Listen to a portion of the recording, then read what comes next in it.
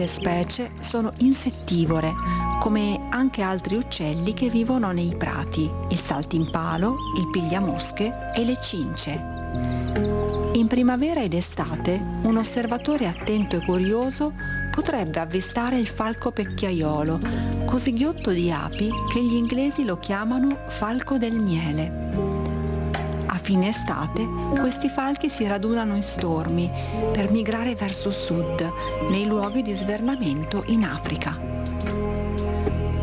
Quando i prati aridi ospitano molte specie di orchidee, diventano un habitat prioritario e particolarmente degno di protezione. Nei nostri prati aridi possiamo trovare specie che sono specie mediterranee. Tra queste possiamo elencare la Ofride apifera, l'Ofris apifera, e l'Ofride di Bertoloni, benacensis, una sottospecie tipica delle nostre zone. E queste orchidee hanno la particolarità che hanno una forma che ricorda quella degli insetti, difatti sono coevoluti con gli insetti proprio per poter essere impollinate. Oltre alle orchidee ci sono altre specie vegetali notevoli, come la pulsatilla montana, un fiore che possiamo vedere tra fine marzo e aprile. In questi ambienti vive inoltre una incredibile varietà di insetti. Possiamo trovare grilli, cavallette, ne troviamo di molte specie perché nei prati aridi sono presenti tanti graminacee, delle piante dagli steli molto duri, quindi hanno bisogno dei nemici che abbiano un apparato masticatorio molto importante come appunto i grilli e le cavallette. Sono presenti molte farfalle e falene, ossia farfalle notturne. Da un monitoraggio fatto nel 2010, che è poi diventato una pubblicazione del Museo di Storia Naturale di Verona, è emerso che nel SIC del Prognio Borago e Val Gallina ci sono 75 specie di farfalle diurne e 450 specie di farfalle notturne. La cosa molto interessante che è uscita da questi studi è che monitoraggi analoghi sono stati fatti anche in altre zone della provincia di Verona, come ad esempio il Monte Pastello, il Monte Baldo, eppure si è visto che le specie che popolano la nostra collina costituiscono un raggruppamento molto particolare che si diversifica da quello visto nelle altre zone. Questo sta a significare l'importanza della nostra collina, dei nostri prati aridi, dei nostri ambienti che si trovano alle spalle di Verona, ancora di più l'importanza di poterli salvaguardare e salvarli per le generazioni future. Proprio per salvare questo habitat è nato il FAB, Fondo Alto Borago. Questi prati aridi rischiavano infatti di essere trasformati in terreni coltivati con agricoltura intensiva, ma per fortuna i cittadini, supportati dai sindaci e dal ministro dell'ambiente in persona, sono riusciti a salvare i prati e i boschi della Val Borago. Ottimo, allora. Buongiorno, buongiorno. Avete visto che immagini bellissime anche questa mattina che ci ha mandato sempre Mario Spezia dell'associazione Il Carpino, proprio per staccare la spina, ma soprattutto per capire che tutti quanti dobbiamo renderci conto che dobbiamo fare comunità, dobbiamo difendere questo territorio, perché guardate che c'è qualcuno che non gliene frega niente. Guardate che c'è qualcuno che continua a distruggere, guardate che hanno puntato tutto sul cemento perché è là il grande business, non siamo noi, non è l'ambiente, è il business del cemento, questa è la grande paura che tutti noi abbiamo, ma dove vogliono arrivare? Sulla nostra pelle, perché loro passeranno, ma i disastri che combineranno li pagheremo noi e ne parleremo questa mattina con Giancarlo Gazzolla, anche che voi conoscete, e abbiamo anche collegato da Cortina Marina Menardi. Si presenteranno, per chi non li conosce conosce. Prego Gazzola. Buongiorno a tutti, buongiorno Mirella, grazie dell'invito. Sono Giancarlo Gazzola dell'associazione Mountain Wilderness, è un'associazione internazionale, per questo è il nome in inglese, ma che significa per noi italiani montagne selvagge. E quindi noi ci occupiamo della tutela ambientale, soprattutto del territorio montano. E conosciamo anche Marina Menardi. Prego Presidente. Buongiorno, sono Marina Menardi, Presidente del Comitato Civico Cortina, un'associazione di cittadini che opera sul territorio da oltre 20 anni e che si occupa essenzialmente di questioni civiche che riguardano il territorio di Cortina e la comunità. Allora, Presidente Menardi, partirei proprio da lei. Ci racconti com'è la situazione, perché all'improvviso si è chiuso un sipario, abbiamo sentito il TAR che ha dato torto a questo comitato, ma soprattutto non si sente più niente. Ecco, la trasparenza su quello che sta avvenendo, pochissimo, a parte nei nostri telegiornali, e lo dico veramente perché è la verità, però tutto tace su un tema così importante, su una valanga e valanga di milioni che verranno spesi. Prego Presidente Menardi.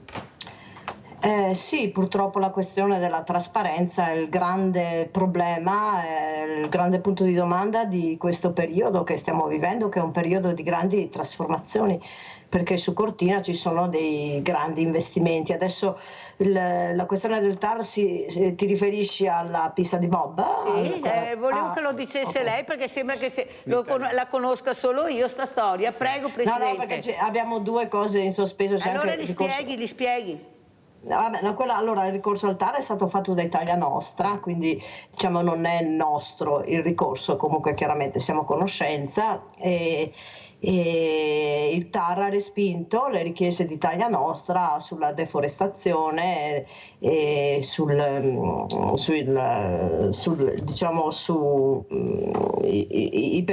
l'autorizzazione della sovrintendenza al progetto della pista da bob. Il TAR del Lazio, ci tengo a precisare, perché queste questioni opere governative non vanno al TAR di Venezia ma al TAR del Lazio.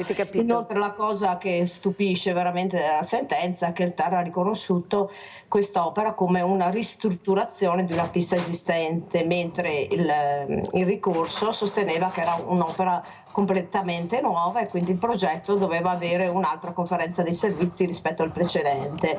Ecco, forse la cosa che colpisce di più è proprio questa parte che il TAR del Lazio abbia inteso una ristrutturazione quando ormai è sotto gli occhi di tutti. Ci sono le immagini del drone che abbiamo pubblicato anche noi su Voci di Cortina, la pista vecchia non esiste più, è stata smantellata del tutto, siamo di fronte a un progetto nuovo e una costruzione nuova, quindi adesso le sentenze non si dovrebbero commentare, ma è un po' strana questa cosa. Bisogna capire adesso Italia Nostra cosa farà, se farà ricorso al Consiglio di Stato oppure se si ferma. Certo è che di fronte all'evidenza si rimane un po' perplessi. Pensare male si fa peccato, come dico sempre, ma qualche volta ci s'azzecca. Schei e amicizia in orba giustizia, che è un nostro detto, e questo che ha raccontato la Presidente Menardi fa molto riflettere, fa riflettere su un bene comune. È come se la politica, e qua chiedo a Giancarlo Gazzola, in quel momento che ricopre quel ruolo e quella poltrona, diventasse la padrona di tutta l'Italia. Cioè io faccio tutto perché ho questo potere, tu non conti niente, anche se sono pagati da noi, sono stati votati da noi per un bene comune e non per i loro interessi, però a questo punto io mi domando cosa si può fare per far capire che esistiamo. Perché andate a votare, certo che andremo a votare, però voteremo persone messe là, sempre dalle segreterie, perché così funziona, persone che non abbiamo capito cosa hanno combinato in tutti questi anni per meritarsi questo posto, che è un posto d'onore, guardate, in Europa, ve lo dico sinceramente, è un posto d'onore, è inutile prendersela con l'Europa, noi abbiamo sempre avuto i parlamentari europei che hanno votato e poi passavano il cerino l'Europa, proprio quelli che dovevano fare la trasparenza e cosa avevano fatto. Voi capite che non abbiamo più possibilità proprio di intervenire, perché ci hanno tolto addirittura la preferenza, anche a livello amministrativo. Io lo dico sempre, quando noi votiamo il sindaco, poi votiamo la lista del sindaco, le varie liste, noi pensiamo che diventi assessore la persona più votata e che ricopra un ruolo anche importante, che sappia, perché sennò cosa serve fare la lista? Cioè si vota il sindaco e poi fa quello che vuole. E noi ci troviamo assessori calati dall'alto che non hanno preso nessuna preferenza, perciò anche quello che si è fatto il mazzo magari ha speso anche soldi suoi, perché a livello amministrativo è così, devi investire tu. Capisci che non andiamo da nessuna parte. Allora vorrei sentire intanto cosa ne pensa Giancarlo e poi andiamo da Rinaldo, prego. Io condivido tutto quello che hai detto e quello che ha detto la nostra amica Marina.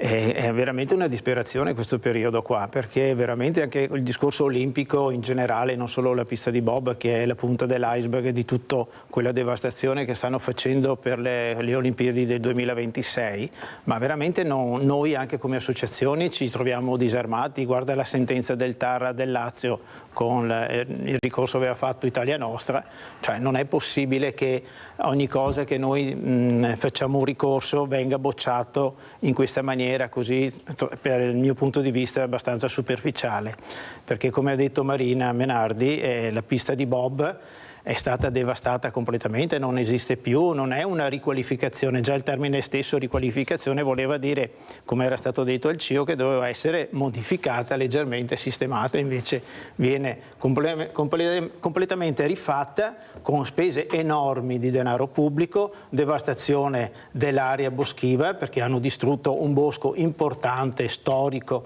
che aveva resistito addirittura alla Prima Guerra Mondiale, era stato salvato anche dalla Seconda Guerra Mondiale. Era importante che fosse salvato perché creava un'area molto importante anche a livello naturalistico, a livello anche di salute, per il clima stesso, e animali anche. Degli animali, ma non è stato preso in considerazione nulla, è stato completamente distrutto. Quindi vedete che non abbiamo più forza, l'unica forza che noi abbiamo è quella che continuiamo ad andare lì a Cortina o in regione a manifestare, a sollecitare questi politici, far vedere che comunque noi mettiamo la nostra attenzione, ma soprattutto dobbiamo cercare di informare i cittadini che questi qui ci stanno devastando il territorio, ci stanno consumando il nostro denaro pubblico che potrebbe essere usato in altre importanti funzioni, tipo la sanità, tipo la sistemazione del territorio montano. Abbiamo le montagne che franano, abbiamo un sacco di bisogno. I nostri ponti, tutto. Che il ponte Morandi si è dimenticato cosa è successo col ponte Morandi. No, abbiamo il ponte di Messina adesso, no? Abbiamo il nuovo perché quello ponte. È importante pensare. Abbiamo Rinaldo da Venezia, vai Rinaldo. Ciao Mirella e buongiorno ai tuoi ospiti. Ciao.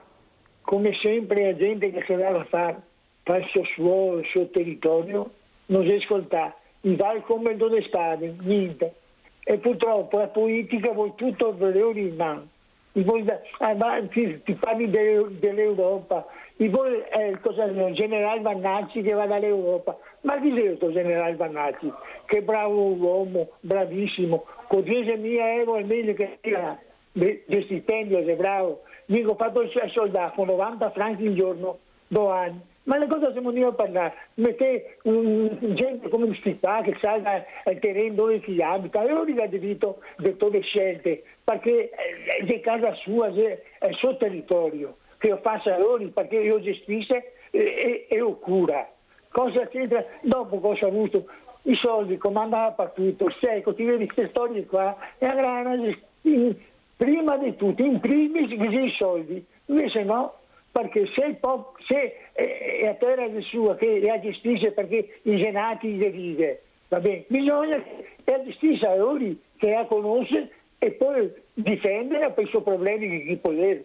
E le robe assurde, e le robe, dai Mirella, come Venezia, guarda, Venezia rovinata, completamente rovinata. Adesso gli tolgono i soldi, anche chi che va in alberghi che paga 1.000 euro a notte per dormire non paga. E il povero can che viene con Putei a Venezia gli toglie 5 euro.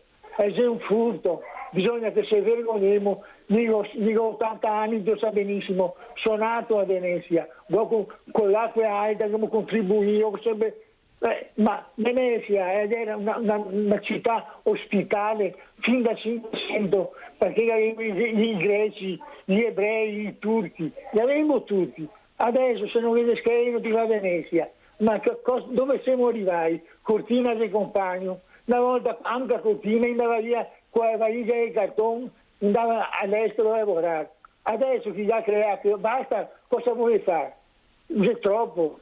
Cara Mirella, ti saluto, ti faccio gli auguri per una buona domenica di tranquillità e saluto i tuoi ospiti. Grazie. Ciao, Rinaldo, Mirella. Però non è giusto neanche dire cose inesatte. Non è che il turista non paga se è in albergo, perché è già la tassa di soggiorno inserita nella spesa che sostiene quando entra in albergo. Perciò non è vero che il turista, perché bisogna anche stare attenti a dire le cose. Sì. È stata introdotta un'altra tassa per i giornalieri, diciamo, quelli che visitano Venezia durante la giornata. Ecco, perché bisogna dire anche le cose come stanno, perché sembra che il turista non paga. No, paga, solo che è già inserita nelle spese che sostiene quando entra nell'albergo. E quelli che pagano sono comunque quelli fuori dal Veneto. E quelli che pagano, esatto. Noi del Veneto possiamo fare la richiesta che noi andremo a Venezia, mentre i veneziani, quelli di Mestre naturalmente, quelli non hanno problema nemmeno di chiedere l'autorizzazione. Sì, bisogna spiegare bene, perché avete sentito poi la diversità tra il turista che gira il mondo, diciamo, e noi italiani.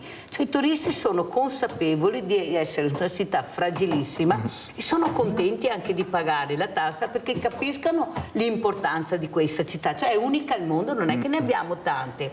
Noi invece per vari motivi siamo sempre contrari. Poi io sono convinta che se ci sarà trasparenza anche su come verranno impiegati questi soldi, che veramente di questa tassa, forse saremo anche felici se le cose vanno a buon fine. Certo. Perché come dico sempre, se le tasse, i soldi che pagassimo andassimo per le nostre esigenze, per i servizi alla persona, saremmo tutti felici. Qua invece non si riesce mai a capire dove vanno a finire, quello che dà fastidio, o sbaglio? Sì, no, è così, perché basta vedere anche gli ultimi progetti che sono stati fatti qui in Veneto, tipo la Pedemontana, tipo il progetto che vogliono fare del Treviso-Jesolo, e saranno soldi che verranno buttati, che non servirà a nulla, perché il traffico per andare a Jesolo non sarà eliminato con questa strada qui nuova che vogliono fare, perché poi il problema sarà l'imbuto di Jesolo. Che rimarrà. Quindi non è questo che risolverà il problema del traffico di Jesolo.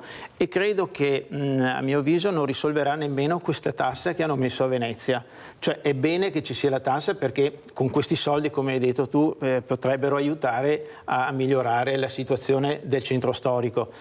Però secondo me bisogna studiare qualcos'altro insieme a questo per cercare di creare un flusso migliore, cioè cercare di limitare questa massa di gente. Però è anche vero che il sindaco Brugnaro ha detto è solo una partenza, una prova. È una prova. Ecco, perciò bisogna anche dare atto che ha avuto anche coraggio, perché è l'unica città al mondo, ma anche l'unica città come Venezia. E noi vediamo le fragilità che ha Venezia quando andiamo. Credo che è da qua che bisogna partire e studiare un sistema per cercare veramente perché altrimenti soffochiamo Venezia. Sono d'accordo. Allora andiamo a vedere questa manifestazione a Cortina, questo video, e poi lo commentiamo con la Presidente Menardi. Buongiorno a tutti e grazie per essere qui. A distanza di 2 mesi da quel 19 febbraio in cui si è iniziato il cantiere della pista da bob, ci ritroviamo qui. Siamo in tanti, siamo in pochi, non importa. L'importante è esserci, perché vogliamo mantenere alta l'attenzione, vogliamo far vedere che ci siamo, che la nostra opera di vigilanza e di contrasto a certi progetti che vogliono essere portati avanti continua, e quindi noi non molliamo di una virgola su quelle che sono le nostre posizioni fino adesso. Ringrazio tutti per la vostra presenza, ringrazio le forze dell'ordine che sempre ci accompagnano in queste nostre manifestazioni. Grazie, perché sappiamo che c'è bisogno anche della loro assistenza. Siamo qui per fare il punto della situazione. È importante, appunto, dicevo, esserci, perché ormai ci siamo resi conto che queste che dovevano essere le Olimpiadi della sostenibilità si stanno trasformando via via in Olimpiadi insostenibili. Qualcuno ci dirà: ma cosa protestate a fare? Tanto ormai hanno già deciso tutto, non vi ascoltano, avete visto anche con la pista da bob come è andata a finire. Io dico ragione di più per trovarci, per far sentire la nostra voce, visto che queste decisioni vengono prese altrove, vengono calate dall'alto e decise sopra le nostre teste. Possiamo anche avere opinioni diverse all'interno del nostro paese, però su una cosa dobbiamo essere tutti d'accordo, nel pretendere trasparenza e informazione, cosa che finora assolutamente non c'è stata. Lo sconforto e la delusione che si vede serpeggiare sempre di più nel nostro paese non deve trasformarsi in rassegnazione. Un paese che sentiamo sfuggirci di mano, che sentiamo quasi non più nostro. Abbiamo visto che altri si sono impossessati dei nostri territori e quasi noi siamo estromessi, siamo considerati dei cittadini inutili. Presidente Menardi, qualcuno anche nella mia trasmissione ha obiettato quando vedeva queste immagini di queste manifestazioni, non c'erano i cortinesi, eravate in pochissimi. Come mai? Come risponde e come commenta Presidente Menardi? Come commento, è vero che adesso che i lavori sono partiti c'è un po' di rassegnazione, nel senso che ormai cosa si può fare, come diceva la consigliera De Zanna, sono partiti, non riusciamo più a fermarli, abbiamo fatto la nostra parte fino alla grande manifestazione del 24 settembre, sembrava che la pista non si facesse più, adesso è difficile anche dire scendiamo in piazza. Comunque c'erano dei cortinesi, erano pochi, comunque alcuni c'erano. È vero che non bisognerebbe rassegnarsi, e quindi secondo me va dato un plauso alle associazioni che sono venute a manifestare, che poi non era proprio una manifestazione, era un presidio, una passeggiata, non è stata neanche eccessivamente pubblicizzata perché a questo punto è anche un po' difficile portare di nuovo tanta gente a Cortina per fare questo tipo di manifestazioni contro un'opera che effettivamente è già avviata. Bisogna però continuare a tenere sott'occhio la costruzione dell'opera e pretendere la trasparenza e l'informazione. Vorrei ricordare che ad oggi il sindaco di Cortina, e nessun altro, nemmeno il commissario oppure la regione o chi mai, ha presentato pubblicamente il progetto della pista da bob, quindi ad oggi noi ancora non sappiamo che cosa succederà. Ci sono adesso i cittadini che abitano lì vicino che cominciano a vedersi arrivare gli scavi davanti casa e nemmeno sono stati interpellati o chiamati in comune a dire guardate che adesso succederà questo, anzi per avere un appuntamento delle persone che abitano nella zona hanno aspettato anche un anno, quindi sicuramente bisogna continuare a farsi sentire almeno per pretendere informazione e trasparenza. E ha fatto bene a dirlo Menardi, perché sono cose che veramente le persone devono sapere. Ecco, queste persone che seguono la mia trasmissione, che sono sempre molto attente, anzi ringraziano perché riescono a sapere delle cose che non vengono dette da nessuna parte, e perciò ringrazio Marina Menardi per aver detto questo. Pensate, un anno per avere un appuntamento per sapere cosa succederà davanti alla mia casa, visto che vedo che stanno arrivando questi mezzi, queste gru, queste cose, io non so niente, però pago le tasse, capite che non c'è il rispetto, e questo è il problema grave, l'etica e il rispetto. E lo sa perché Menardi? Perché loro sanno benissimo che siamo un popolo di rassegnati, siamo un popolo che non ha una rivoluzione nel proprio DNA, proprio non ce l'abbiamo dentro, non c'è niente da fare, mi nuovo combatta perché succede così. Ecco, abbiamo questa Italia divisa a settore, nord contro sud, sud contro nord, anche al centro adesso ci manca, poveri contro poveri, e i ricchi se la spassano, quei pochi ricchi che diventano sempre più ricchi, perché tanto sanno che poi ci rassegniamo. Ecco, brontolano un poco, guardate che dicono così quando si siedono attorno al tavolo, brontolano un poco, dopo che passano stai a preoccupare, noi altri facciamo i nostri affari. Leone da Tre Basele, che vai Leone? Ciao Mirella, grazie, saluto i tuoi ospiti. Grazie Mirella per aver portato questi ospiti stamattina, per il video che avete fatto vedere. Allora hai ragione Mirella, siamo un popolo di rassegnati. Cosa vuoi fare? In un paese dei matti Cosa ci può fare? Niente. Allora, adesso abbiamo avuto il giorno della terra, no? Hanno fatto vedere la Sicilia che sta diventando un deserto, la desertificazione che sta venendo avanti, e hanno fatto vedere la mancanza d'acqua, però si sono dimenticati di dire che la Sicilia è circondata dall'acqua. Dall'altra parte dell'Africa c'è un'altra isola, il Madagascar, e sta diventando un deserto, e anche quella è circondata dall'acqua. Ma se tu dici di fare impianti dessalatori per portare acqua, ti diranno no, sono costosi, e poi cosa facciamo con tutto questo sale che tiriamo su? Cosa vuoi fare con tutto il sale che tiri su? Lo ributti in mare? Cosa sarà mai? E poi adesso stanno facendo con il sale, stanno facendo i pannelli fotovoltaici che sembrano anche queste batterie che sembrano meno pesanti, meno costose da fare, più facili da smaltire. Perciò ci vuole sempre fare un problema. Desalare l'acqua del mare è costoso. E le bombe atomiche? Bastano 50 bombe atomiche per distruggere questo pianeta e ne abbiamo migliaia. E adesso l'Europa ne fa ancora. Perché? Perché aiuto, la Russia ci invaderà. Sai cos'è il problema? Il problema è che vogliono andare a depredare la Russia perché è l'unico posto rimasto in questo pianeta. Questo è il problema di questo Occidente del cavolo, e non volevo dire cavolo. Ciao Mirella, grazie. Ciao, grazie Leone. Cavolo puoi dirlo perché cavolo è cavolo e si dice cavolo, certo. Che cavolo stanno facendo, vorremmo capirlo. Pubblicità.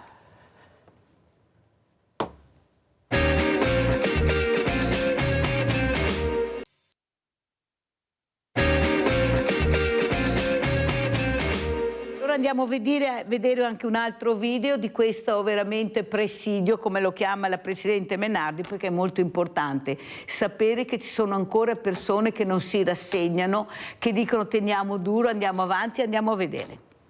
Il italiano e il Touring Club hanno abbandonato il tavolo con la Fondazione Milano Cortina 2026. Secondo aspetto, le associazioni non sono mai state sole. Qui attorno vedete gruppi dell'Alto Adige, della Valpusteria, gruppi del Veneto, di Venezia, i giovani del campus di Venezia, abbiamo la rappresentanza della città di Milano, è presente in Trentino e quindi tutte le località coinvolte dall'evento olimpico sono qui rappresentate con i loro testimonial. Quindi anche questo è un aspetto importante. Nessuno potrà mai dire che in Italia questo evento olimpico non sia stato contrastato e nessuno potrà mai dire che l'associazionismo ambientalista e le sensibilità ambientaliste non abbiano parlato chiaro. Io da solo, parlo come singola persona, dal gennaio del 2023 al dicembre del 2023 ho incontrato quasi 3.000 persone in dibattiti pubblici, dalla Valtellina fino all'Alto Adige, da Venezia fino a Milano. Quindi questa è l'importanza del presidio di oggi nella giornata nella quale avrebbero dovuto iniziare i lavori. Secondo aspetto, parliamo della pista di bob. Certo, la pista di bob è diventata ormai la sceneggiata all'italiana che sta coinvolgendo nell'interesse specialmente le televisioni straniere, la televisione tedesca, quella svedese, quella svizzera, le televisioni della Francia e della Spagna. Hanno preso l'esempio della pista di bob come esempio negativo su come si conduce l'evento prossimo delle Olimpiadi. Ma non possiamo parlare solo della pista di bob e di questo stupendo Lariceto che verrebbe sacrificato per un'opera inutile. Chi ha visto la televisione Mi manda Rai 3 su Rai 3 avrà sentito il ministro dello sport Abodi a conclusione della trasmissione far vedere al conduttore un fascicolo, un dossier di 53 grandi opere sportive in Italia che sono abbandonate dopo i mondiali di nuoto, dopo le Universiadi di Napoli, dopo le Olimpiadi di Torino del 2006. Quindi solo delle grandi opere sportive il Ministro aveva in mano un fascicolo di 53 opere e noi andiamo ad aggiungere questa e andiamo ad aggiungerne altre. Presidente Menardi, un momento perché abbiamo Giulia in linea. Ciao Giulia. Sì Mirella, ciao, buongiorno a tutti e ai tuoi cari ospiti, che ha ragione il signor Leone a dire che inviti sempre persone speciali, Mirella. Mi hai sentita fino adesso, sì, Mirella? Cara, ti ringrazio. Sì, grazie. E allora Mirella, stavo ascoltando quello che diceva il Presidente. Ecco. Sì, guarda Mirella, ci sono ancora debiti da pagare su quella di Torino, Mirella, per quello che si sono anche rifiutati di farla. Ma qua Mirella, cosa vuoi? Noi cittadini non contiamo più niente, Mirella, perché loro fanno tutto quello che vogliono, perché dicono noi possiamo fare perché siamo stati votati, ma votati Mirella, e adesso il governo che ce l'ha è stato votato da un 30% la nostra Presidente, ma tutti noi allora non dobbiamo essere ascoltati? Allora Mirella, volevo dirti che loro sono andati là per fare i loro affari e non è la prima volta che lo dico Mirella, è perché guardiamo la sorella, il fratello, il cognato e tutto il Madan che portano là. E allora volevo dire che avrebbero dovuto avere un rispetto anche per il valore di quel bosco, che non l'hanno avuto, perché questi qua, Mirella, della storia non interessa niente, perché se li interessasse non farebbero quello che fanno. Allora Mirella, volevo dirti che dobbiamo lottare perché sarà dura, perché loro faranno tutto quello che vogliono, perché hanno un'arroganza di quella che non ti dico Mirella. A me lo dici. Perché loro non ci considerano noi, però quando serve il voto ce lo... E adesso che hanno fatto tutto quella baraonda, Mirella, anche della RAI, che hanno fatto andare via molta gente, non hanno fatto parlare come si dice, un professore, ecco. E allora cosa dobbiamo fare noi, Mirella? Quando ci sono loro che non vogliono il contraddittorio, perché non vogliono, non li dobbiamo ascoltare. Allora io ho il telecomando, quando parlano quelli del governo cambio canale. Questo dobbiamo fare, non li dobbiamo ascoltare. Quando è ora del voto dobbiamo dargli una bella stangata. Ti ringrazio Mirella, vi saluto tutti, saluto i tuoi cari ospiti e vi auguro una buona giornata. Ciao, guarda che ti ho fatto il 5 per 1000, sai Mirella, sono andata al caffè la settimana scorsa. Cara Giulia, ti ho fatto il 5 per 1000. Ciao Mirella, grazie per tutto quello che fai. Grazie a te, cara ciao. Giulia. Guardate, voi non avete idea cosa vuol dire per me. Grazie per la mia squadra sentire queste parole di Giulia e di tanti di voi che credono in quello che facciamo, come spero che crediate in quello che stanno cercando di spiegare sia Giancarlo Gazzola che Marina Menardi sull'importanza di esserci. Pensate che ieri una persona mi ha detto: non è vero Mirella che noi non possiamo fare niente, non è vero. Noi adesso abbiamo un'arma infallibile. E sai qual è? È il voto. E io giustamente ho detto: sì, ma guarda che ci sono i listini. E ha detto: non importa, Basta non votarli, basta andare a fare scheda bianca, non è mica che non dobbiamo non partecipare, basta semplicemente non votarli. Abbiamo un'arma in mano, perché non la usiamo? Ma perché dobbiamo per forza scrivere un nome? Se non sentiamo, io l'ho guardato e ho detto, senti questa persona come ragiona, che lui ha detto non di non andare a votare, di non andare a votare, però non scrivere il nome se non sentiamo che quel nome ci appartiene. Il nostro dovere l'abbiamo fatto, però almeno ha detto non mi sento e non mi sentirò in colpa a dire almeno io non l'ho fatto. Cosa ne pensa Giancarlo? È una soluzione, perché se uno va a votare, e purtroppo in questi periodi qui io veramente non saprei a chi dare le preferenze, per quello che sto vedendo sia dalla parte di destra che dalla parte di sinistra.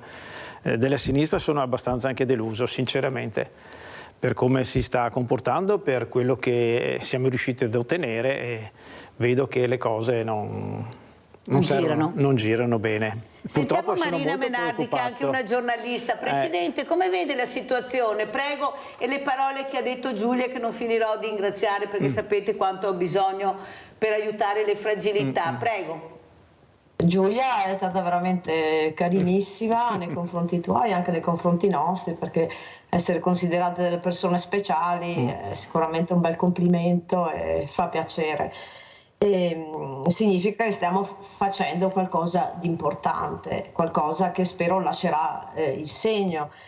Sul discorso del voto vorrei dire una cosa: secondo me andare a votare scheda bianca non è corretto, perché comunque poi si lascia il voto alla maggioranza e a chi ha votato e ha dato una preferenza. Quindi secondo me bisogna andare a votare sempre, io lo faccio da sempre, sono sempre andata, e si voterà quello che è più vicino alle proprie idee, ai propri ideali, e purtroppo poi è chiaro che noi non siamo dentro alle segreterie dei partiti e le delusioni sono tante, a destra, a sinistra, ma io voterò per quello che sento io. È vero, Presidente Menardi, quello che dice, e condivido, però lei capisce che questa persona diversamente giovane, ecco, con un bagaglio di esperienze, di fatica, di sacrifici, che si vede con una pensione di 600-700 euro se arrivano, che qualcuno deve addirittura venire a prendere la borsa della spesa perché non ce la fa neppure arrivare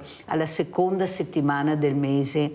Questa persona che ho avuto ieri, questa mamma con 2 bambini che cerca una casa in affitto, non che vuole una casa regalata, e non riesce a trovare una casa in affitto, con un marito veramente che ha avuto un grossissimo incidente stradale ed è in sedia a rotelle, e soprattutto la disabilità che ancora viene vista in maniera brutta. Infatti lei dice, quando poi dico che mio marito ha bisogno di certe option all'interno dell'appartamento, come sanno questo, chiudono immediatamente i rapporti, non si firma il contratto, capisce che di strada ne abbiamo molta da fare, capisce che parliamo di cortina 1.000 euro al giorno e non ci sono le stanze negli alberghi per i fragili, per questi sportivi che hanno portato a casa 20 medaglie, ecco, rispetto ai normodotati, e che non hanno le stanze negli alberghi. Siamo nel 2024, capisce che questa persona che mi ha detto basta non votarli, ne ha le scatole piene e non ne vuole più sapere,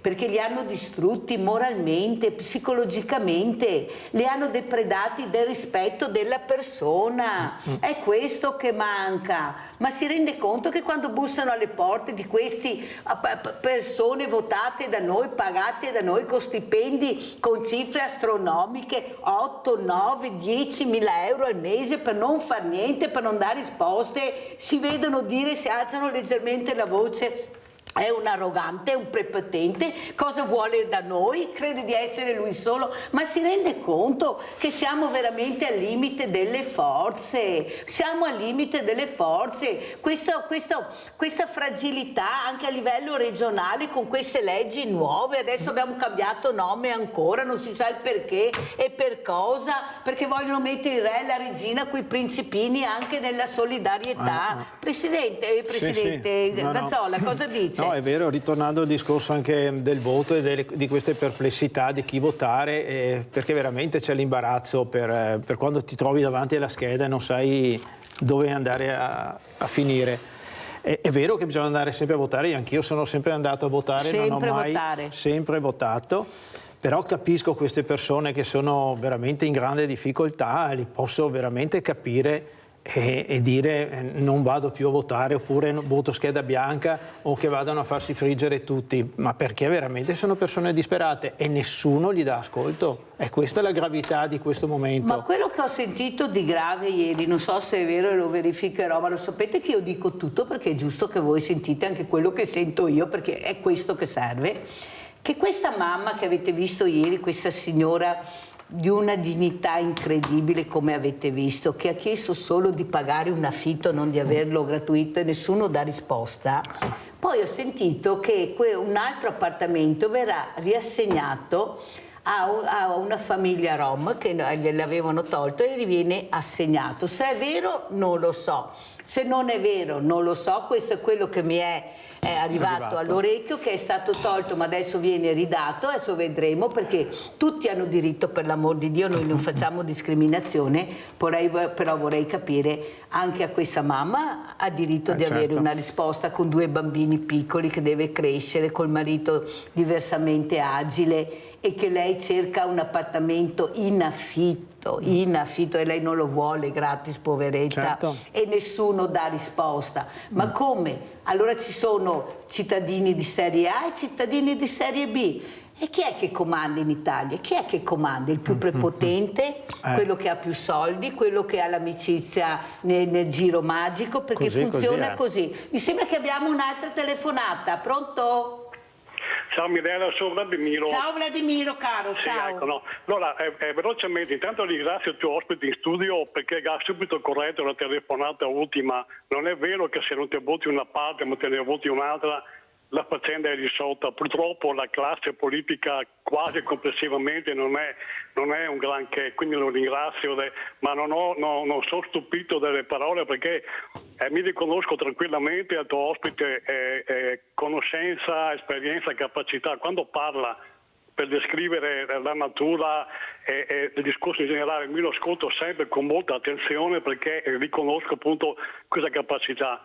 Spero che non si metta mai in politica partitica perché vuol dire dover dopo fare compromessi a ribasso chiaramente o dover convivere con altre persone sgradevoli. Pago un solo nome legato al Partito dei Verdi, Suma Oro, cioè, spero che rimanga sempre fuori dalla politica dei partiti.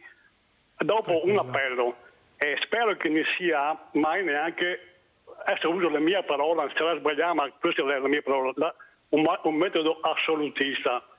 Faccio un veloce esempio sul clima. Certo che il clima sta cambiando, si sta riscaldando, bisogna fare molti interventi, non è dubbio, però non è colpa solo dell'uomo, anche dell'uomo. In che percentuale? Non lo so, ma comunque l'uomo sta sbagliando, ma non è solo colpa sua. Secondo me il tuo ospite a fianco ha un ruolo importante come tipo di persona, che è quello non di negare lo sviluppo, cioè l'assolutismo che qualsiasi intervento, qualsiasi volta che l'uomo mette in mano alla natura, sbaglia, che sia un pericolo. No, loro può essere la garanzia per dare alla società uno sviluppo ragionevole, giusto, controllato, sopportabile. Cioè loro mica riconosco senza problema la capacità di andare a vedere dove, se c'è un'opera che sta facendo un progetto, un programma, dove che può essere problemi da non fare certe cose, da fare bene, da non fare anche nulla in generale.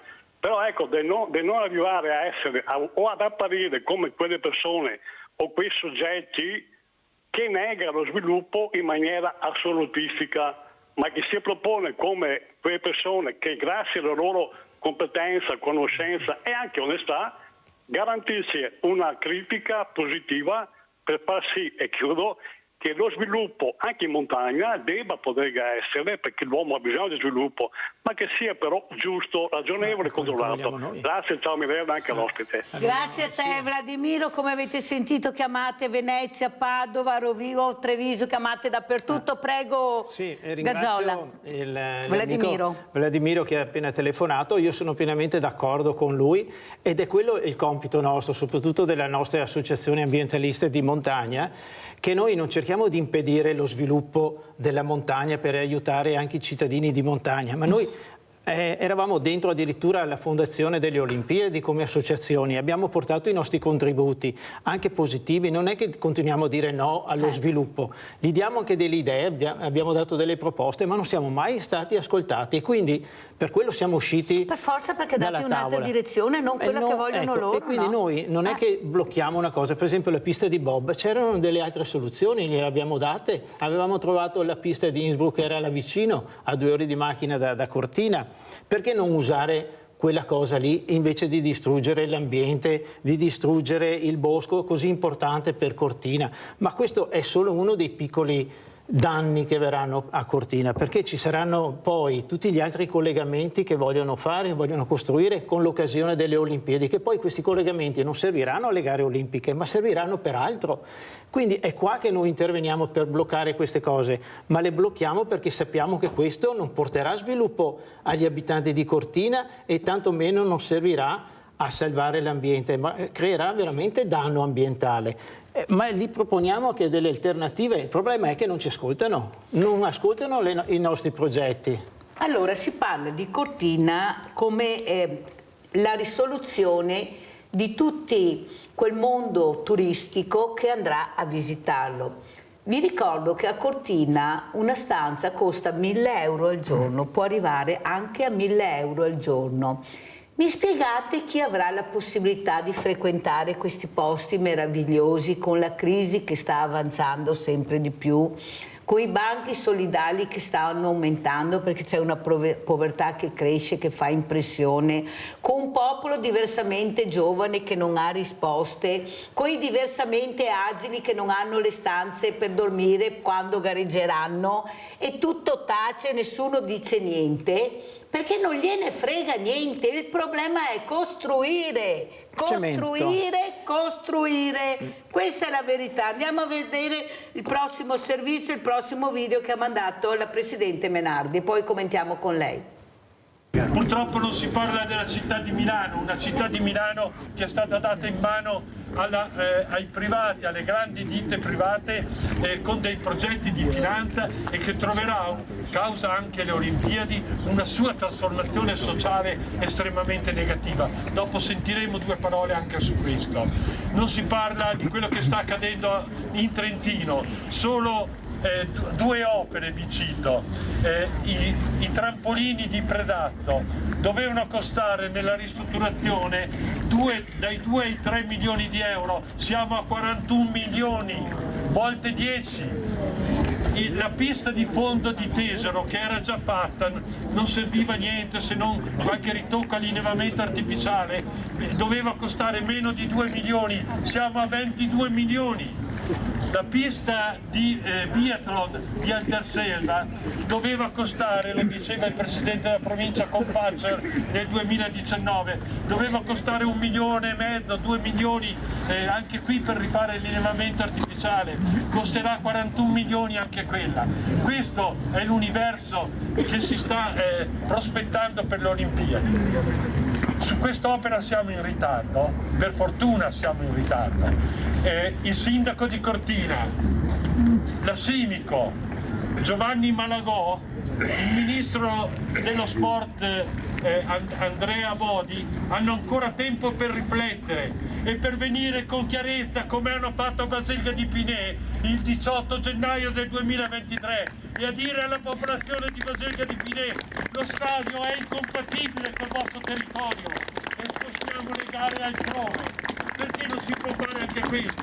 Anche qui abbiamo 96 km da qui a Innsbruck, abbiamo la pista di St. Moritz disponibile, avevamo i cinesi disposti a darci 23 milioni di euro per fare le gare a Pechino dove si sono tenute le scorse Olimpiadi e noi andiamo a spendere 128 milioni perché questa è la cifra reale. che costerà la pista di bob una volta, se sarà mai ultimata.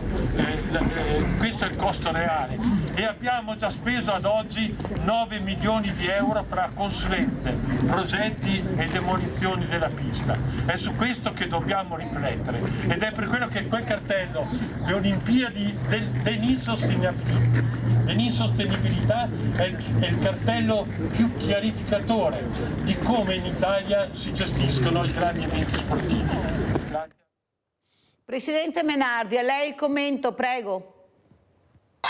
Commentare qua siamo sempre un po' sulle solite cose. Intanto volevo un attimo spiegare a chi non sa, questo ultimo video, anche quello di prima, è stato girato il 19 febbraio, che era il giorno dell'inaugurazione di questo fantomatico cantiere della pista di bob.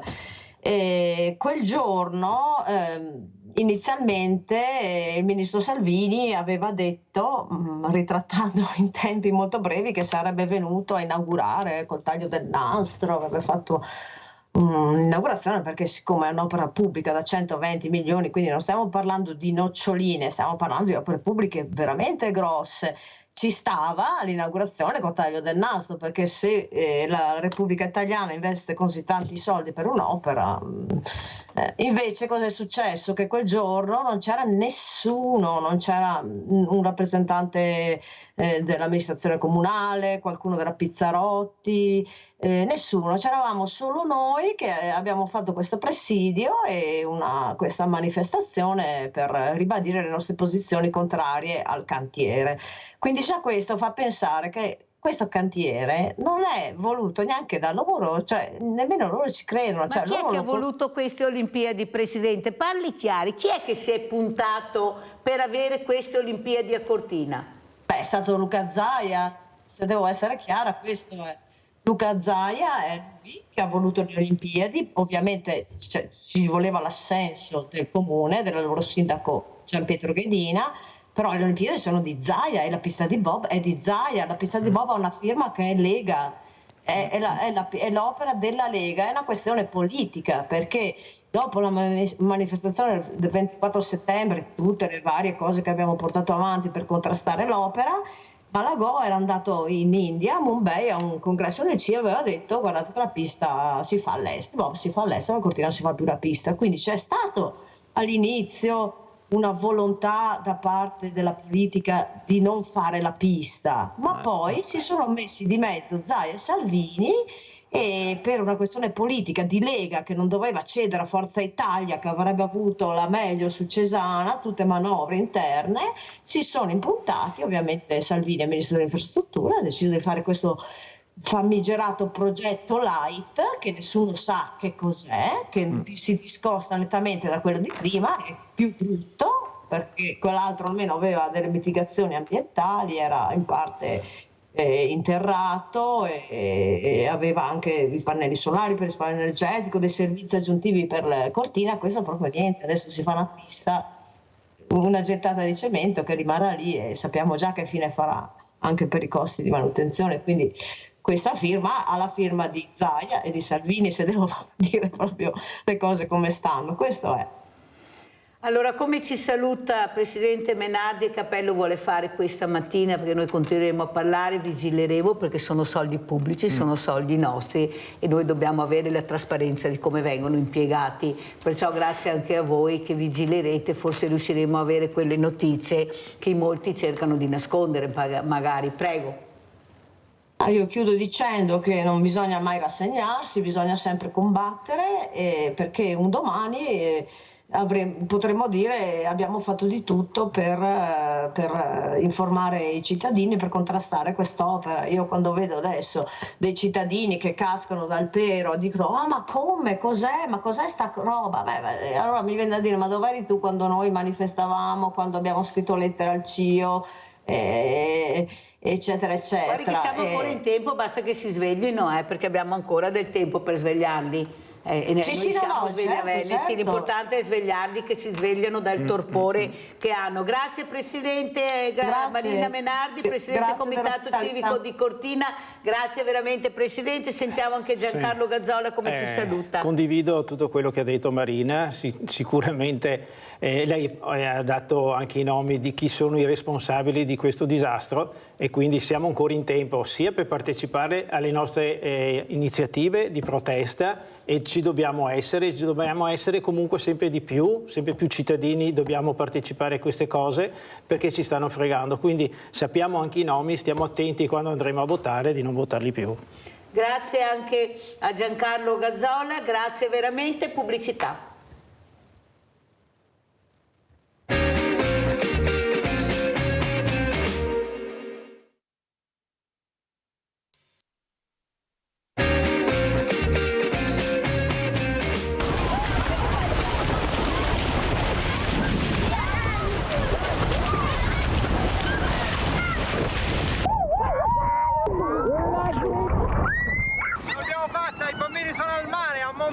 Direttamente dalla discarica di Dandora al mare. Ma facciamo un passo indietro. L'anno scorso ero stato per la prima volta qui in Africa, a Korogosho, esattamente in uno degli slam più grandi di Nairobi, ai piedi della seconda discarica più grande di tutta l'Africa, quello di Dandora. Ho portato il progetto Orizzonte Blu, cioè far scoprire e far conoscere il mare a tutti i bambini che vivono in questo slam. Voi direte, e come visto che non c'è il mare? Gli abbiamo fatto fare un corso di apnea teatrale. Abbiamo fatto immaginare ai bambini che tutto intorno a noi ci fosse il mare. Hanno nuotato, hanno immaginato di stare in mezzo a tanti pesci e creature marine, e a sorpresa sempre l'anno scorso, gli ultimi giorni, li portammo in una piscina qui vicino per la prima volta. Ma il vero progetto era quello di portarli al mare. Infatti l'anno scorso vi avevo chiesto il vostro supporto, il vostro aiuto per donare quello che potevate in modo che questo progetto potesse diventare più grande, e quest'anno sono di nuovo qui per portare questa volta i bambini al mare.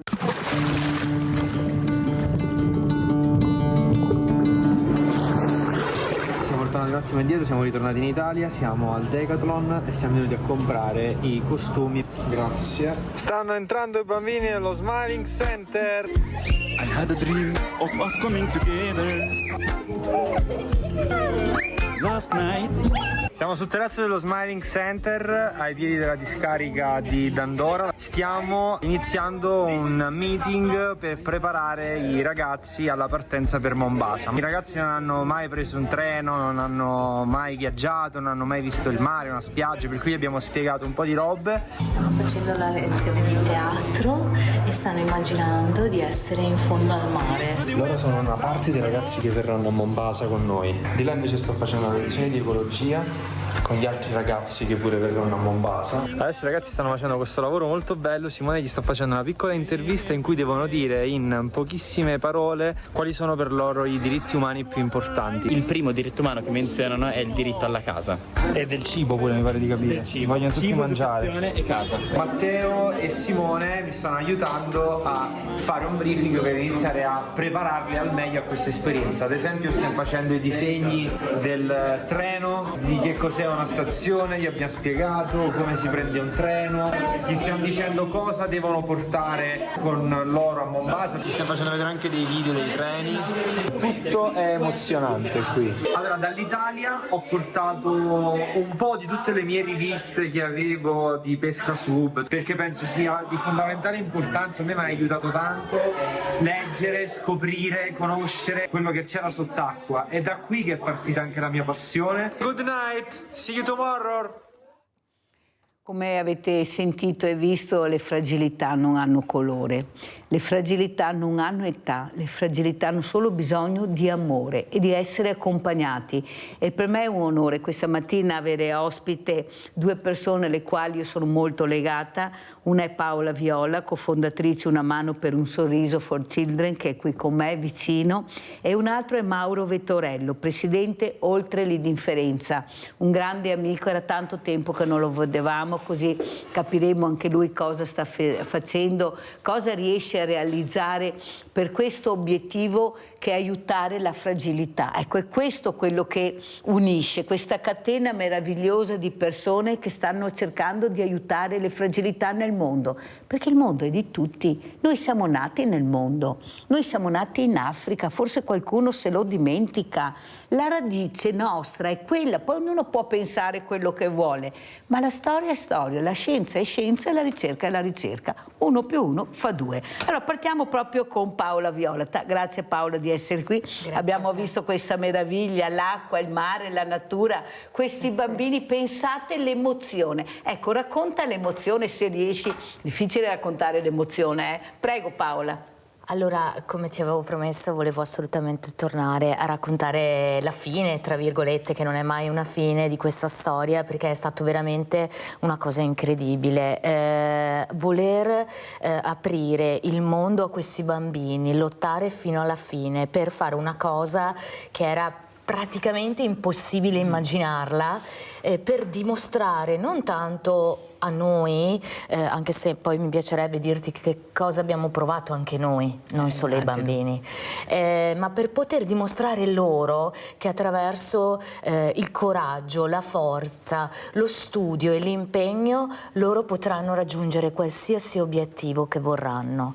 E questa è stata la grande sfida, per questo questa grandissima impresa di trasportare, trascinare questa carovana di 50 quasi persone da una parte all'altra dell'Africa, usando mezzi di trasporto pubblici ovviamente, perché non è che avevamo budget per cose differenti, e portarli al mare, portarli per la prima volta. Allora, già solo per quanto riguarda il viaggio si potrebbe parlare per ore, perché una delle emozioni più grandi di questi bambini è stato stare seduti per 5-6 ore in questo treno e guardare il mondo che passava. Che non avevano mai visto. Tutto quello che questi bambini hanno visto e imparato dall'istante esatto in cui sono usciti dalla baraccopoli è stato per loro un cambiamento che non li farà mai più tornare come prima. È impossibile che questi bambini si accontentino. E quindi Mirella, noi eravamo praticamente incantati a guardare questi bambini che per 6 ore hanno guardato fuori dal finestrino senza mai distrarsi, perché tutte le cose che stavano vedendo erano reali. E quindi anche su questo argomento, no? Il fatto, sì, è vero che noi puntiamo moltissimo, infatti questo centro, lo Smiling Center, è stato costruito proprio per dare strumenti che questi bambini non hanno accesso, quindi i computer, la multimedialità, le macchine fotografiche, eccetera, eccetera. Però il mondo è vero. Il mondo è reale, il mondo era quello che vedevano fuori dal finestrino ed è lì che devono arrivare, non solo alla virtualità, no? Quindi sai quanto noi teniamo a questa parte, no? Quindi a ridurre le distanze in pochi secondi attraverso la tecnologia, però comunque siamo consapevoli del fatto che i bambini devono anche toccare, no? La prima volta che hanno toccato la sabbia sono impazziti. Certo che lo racconti che sembra di essere là a vederli, l'hai raccontato perché l'ha vissuto, avete capito che lei l'ha vissuto questo momento ed è come, mentre ce lo racconta, lei è là, è nel treno, è nella sabbia, è nel mare. Allora adesso andiamo a vedere invece cosa fa Vettorello, Mauro Vettorello, vediamo il video, Casa Aurora.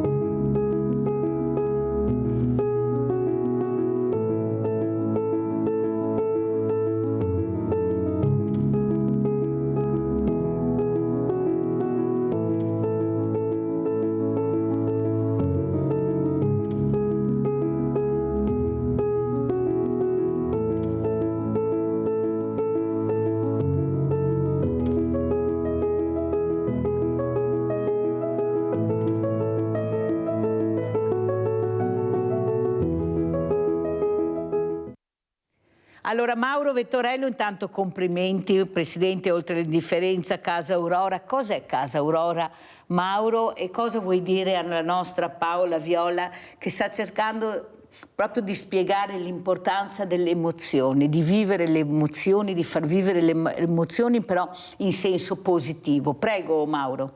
Ciao Mirella, intanto grazie dell'invito e grazie che mi hai messo a conoscere Paola, è un'associazione che si occupa di fragilità. Casa Aurora è una casa per il dopo, perché noi genitori di ragazzi con fragilità dobbiamo pensare al dopo, e Michele mi ha dato lo spunto per fare sì che Casa Aurora diventasse un suo dopo. Chi è Michele? Michele è mio figlio.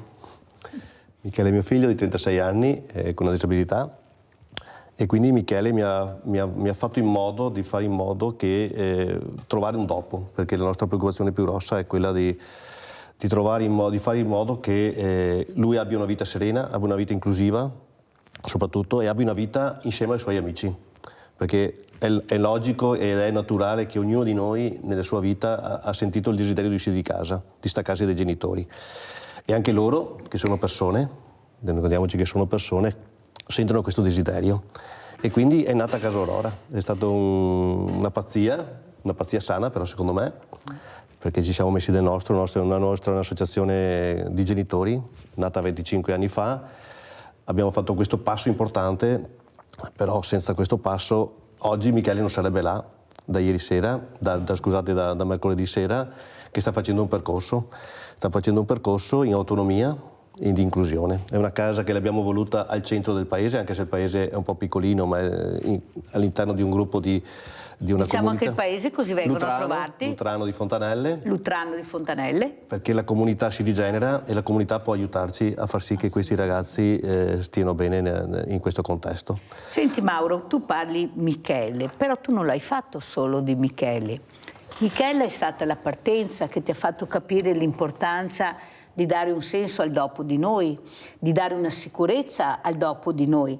Ma tu l'hai fatto anche per altri ragazzi, ragazze, per i familiari, questi familiari che qualche volta devono staccare la spina, e avere questi ragazzi, queste persone, questi figli, questi cari in posti sicuri, in posti dove questi ragazzi non sono chiusi a chiave o relegati su un angolo, vivono una quotidianità diversa che anche loro fanno parte della quotidianità, perché loro vogliono. Io racconto sempre, Mauro, quel bellissimo esempio che ho avuto, e me lo ricorderò per tutta la vita, quando sono venuta a trovarti, che eravamo tutti in giardino. A un certo momento abbiamo sentito delle urla incredibili di una ragazza che urlava in maniera incredibile. Io ero impaurito, cos'è successo? E pensate, lei in quel momento era dentro la casa e voleva uscire, perché aveva capito e visto che fuori c'era qualcosa di diverso e lei voleva partecipare. Siete andati a prenderla subito, perciò pensate l'emozione, vivere l'emozione. Questa ragazza è riuscita a far capire che lei stava vivendo questa emozione. Ecco, l'importante è di comprendere la disabilità, che è una parola terribile che io spero un domani di eliminarla dal vocabolario, di parlare di persone diversamente agili, come li chiamo io. Quanto importante è capire queste persone. Tu sei partiti con gli orti Obama, io mi ricordo la prima volta pensavo fossero gli orti inventati da Obama alla Casa Bianca, invece erano orti, che vuol dire orti a base mano, perciò vuol dire anche per le persone in carrozzina, perché la prima volta e li ho visti, li ho copiati, li ho portati al Parco dello Storga. L'importanza della quotidianità alle persone diversamente agili. Prego Mauro. Tantissimo, l'importanza è tantissima. Ricordo, noi siamo partiti con Villa Alba, dove tu sei stata, in questa magnifica casa con 2000 metri di giardino, che si trova sempre a Fontanelle, sempre nel comune di Fontanelle. Siamo partiti da là perché ho capito, da quando sono diventato presidente, ho capito che c'era un'esigenza di genitori di avere un attimo di respiro, perché per noi genitori non è facile, perché dobbiamo essere sempre a presidiare il nostro ragazzo, e quindi poter portare i nostri ragazzi in una struttura protetta. Voglio cambiare casa, non voglio cambiare la struttura, perché noi queste sono case. dove possiamo, ricordo con un'amica, perché adesso è diventata un'amica, mi ha detto: Mauro, poter essere, io lascio la mia figlia a Villa Alba e poter andare in piazza Oderzo a bermi un caffè con mio marito, credo che sia la cosa più bella. E questo ci ha dato lo spunto per proseguire, per poter poi fare Casa Aurora. Tu hai detto una cosa importante, Mirella, hai detto non l'hai fatto solo per Michele, perché se lo potessi fare solo per Michele, l'ho detto anche ultimamente, sarebbe stato molto più facile, Invece ho fatto sì che Michele fosse in un contesto di altri ragazzi, insieme ad altri ragazzi, in questo percorso importante che è il Dopo di Noi. Allora andiamo a vedere la seconda parte di Mombasa, andiamo a vedere Francesco Sena e poi commentiamo con Paola Viola anche quello che ha detto Mauro Vettorello. Andiamo a vedere. 5:43 del 13 gennaio, stiamo andando in stazione a Nairobi, poi a Mombasa. Piove, tempo bruttissimo, fa freddo. Allora, ce l'abbiamo fatta, siamo arrivati, siamo davanti alla stazione di Nairobi. I bambini sono super eccitati, non tutti hanno le scarpe. Grande Simo, noi forse non ci stiamo rendendo conto. Abram adesso sta dando i biglietti ai bambini e non vedono l'ora di vedere e di salire in treno.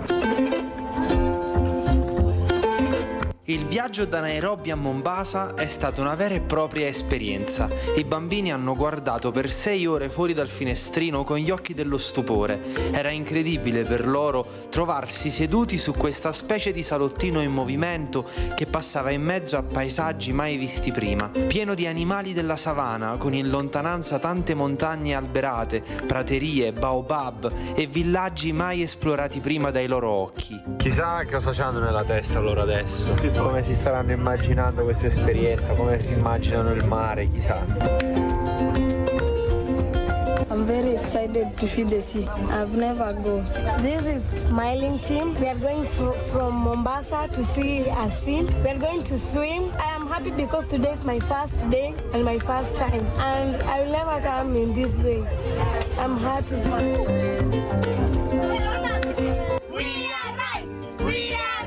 Anche i professori sono esaltati di essere a Mombasa per la prima volta.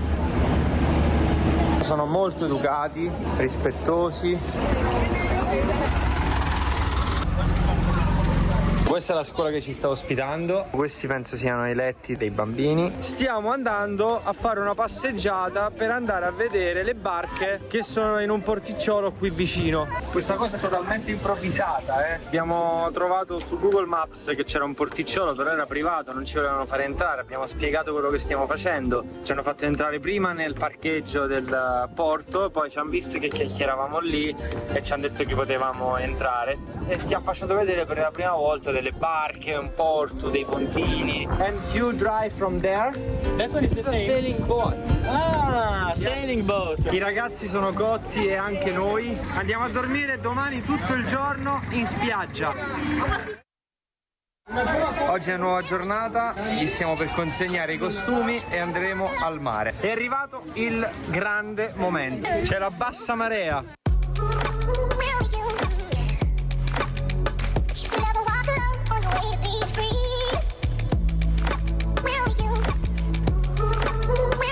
Era impossibile contenerli, avevano bisogno di correre, ballare, fare 1000 capriole e rotolarsi su questa specie di terra bianca mai vista prima che assomigliava a tanti miliardi di piccole pietre.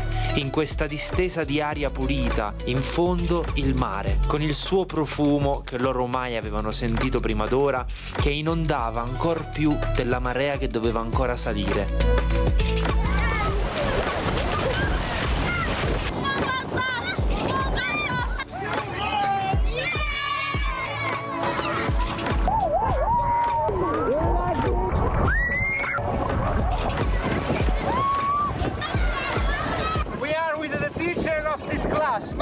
Michael, are you happy that we are here? Very happy. You know, this is a great experience for me, and also for the team. Also for you, is it the first time? The first time that I'm in the beach. Really? The first time. You can swim? I can try. I can try. Yes. Guys, we make a play. We make a clean up because it's full of rubbish. I ragazzi di Dandora che puliscono la spiaggia di Mombasa e tanta roba, direi. Thank you. All this plastic, all this rubbish was only around here. Imagine how many plastic is everywhere. So thank you, Asantesana. The planet say you thank you. The sea say you thank you. Now we can go to play. Allora Paola stava conversando con Mauro Vettorello per spiegare l'importanza anche culturale di queste gite pazzesche, di questo mondo nuovo. Prego Paola. Esatto. Sì, la cosa incredibile è che questi bambini vivono tutti nelle baraccopoli attorno alla discarica di Dandora, che è la seconda discarica più grande di tutta l'Africa, e quindi sono bambini che fondamentalmente vivono talmente a stretto contatto con l'immondizia che abbiamo pensato tante volte come possiamo aiutarli a capire l'importanza di preservare il mondo, di curarlo, di prendersene cura, anche perché il nostro sogno è quello di diminuire sempre di più il gap che c'è tra loro e i bambini che vivono per esempio nella grande città di Nairobi, che non è poi così lontana, stiamo parlando di un quarto d'ora di macchina, e quindi abbiamo pensato, sì, noi gli diamo l'istruzione, cerchiamo comunque di accrescere l'offerta formativa di questi ragazzi per portarli al livello dei ragazzi che vivono a Nairobi, ma allo stesso tempo l'educazione deve andare di pari passo, perché un bambino che è nato dentro l'immondizia e che vive costantemente, come può capire l'importanza? Quindi all'interno di questo centro che abbiamo costruito quasi un anno fa ormai, che è lo Smiling Center, appunto vengono portati avanti dei programmi di ecologia. E accanto a questi programmi di ecologia dei clean up, che sono praticamente delle giornate dove i bambini si impegnano a pulire il loro quartiere, la loro strada, la loro scuola, e la massima espressione di questo è aiutarli a capire quanto è bello il mondo fuori da lì e prendersene cura. Per questo questa attività che ha svolto appunto Francesco Sena all'interno della spiaggia di Mombasa è stata veramente incredibile, veramente incredibile, e ha dato a questi bambini coscienza, no? Ha aiutato questi bambini a crearsi la loro coscienza, quella che poi li farà diventare cittadini del mondo e essere uguali ai ragazzi a cui si troveranno di fronte quando magari riusciranno ad andare alle superiori. Questo, mi piacerebbe dire una cosa anche. Questo gennaio è successa anche un'altra cosa incredibile, che è quella praticamente che una delle nostre studentesse alla Smiling School a Key Summer è risultata la seconda nella classifica degli esami di tutte le ragazze che vivono nelle zone attorno, cioè anche di Casarani e altre zone che non sono principalmente slam, è come un distretto, no? E pensare che questi bambini vivono in baracche di lamiera dove non c'è né la corrente, né l'acqua corrente, né un bagno, né niente, e ve lo assicuro, la prossima volta magari ti porterò un video che riguarda proprio la loro vera vita. E sostengono gli esami che sostengono i bambini di tutto il Kenya, quindi anche di bambini che vivono in centro a Nairobi, che frequentano anche scuole magari di alto livello. Pensare che questa bambina ha ottenuto un livello così alto per noi è stata un'emozione incredibile. È una vittoria incredibile. È una vittoria di tutti voi. Se lei è riuscita è merito anche vostro, Paola. Allora Mauro, cosa vuoi dire? Come commenti? Noi ci lamentiamo, abbiamo le baby gang, noi che non riusciamo, pensate, pochi ragazzini che tengono ostaggi, forze dell'ordine, sindaci. Io li manderei da Paola, li manderei là uno alla volta, li manderei là, vorrei vedere se sono così bulli come pensano. Ecco, tu che tocchi con mano le fragilità, perché anche le baby gang, stiamo parlando di fragilità, non dimentichiamo, e soprattutto questo ascolto che ci deve essere per le fragilità. Cosa vuoi dire, come commenti quello che ha detto Paola, Mauro? Beh, viviamo in un mondo dove dobbiamo assolutamente aiutare le persone, i ragazzini a capire. Una cosa che abbiamo fatto noi come Ordine Differenza, abbiamo cercato di portare la disabilità all'interno delle scuole, per far capire che la disabilità nel mondo non è un tabù, è qualcosa che si tocca per mano, che si deve. Quindi fare in modo che questi ragazzini possono conoscere il modo esatto di come vivere, credo che sia la cosa migliore, che sia la cosa più bella, insomma, ecco. Quindi Paolo, veramente stamattina ti ringrazio, Mirella, perché mi hai fatto conoscere una realtà importante.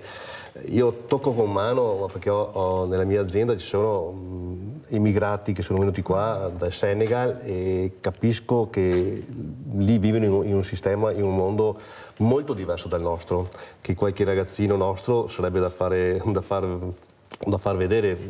Non c'è acqua, non c'è niente, noi viviamo in un benessere quotidiano incredibile che credo che abbia portato anche Scusami Mauro, il benessere incredibile è molto più basso del reale, nel senso che già chi ha pochissimo qui ha un benessere enorme rispetto vive a in un certe castello, realtà. diciamo, ecco. Esatto. Chi ha pochissimo qua vive in un castello rispetto a quello che vedremo. Anzi, mi piacerebbe fare un collegamento, Paola, con te in diretta quando sarai Io pronta. partirò a fine giugno. Ecco, a fine giugno, quando riuscirai a fare questo collegamento, mi farebbe molto piacere, perché hanno bisogno di vedere, ecco, il popolo del territorio ha bisogno di toccare con mano quella che è la realtà, perché qualche foto non dà veramente l'idea di quello che è veramente dove vivono questi bambini, queste persone. Nadia da Treviso, ciao Nadia. Buongiorno ai tuoi ospiti. Sentendo queste cose mi sento, non saprei neanche decifrare cosa. Ti sei emozionata, Nadia? Sì.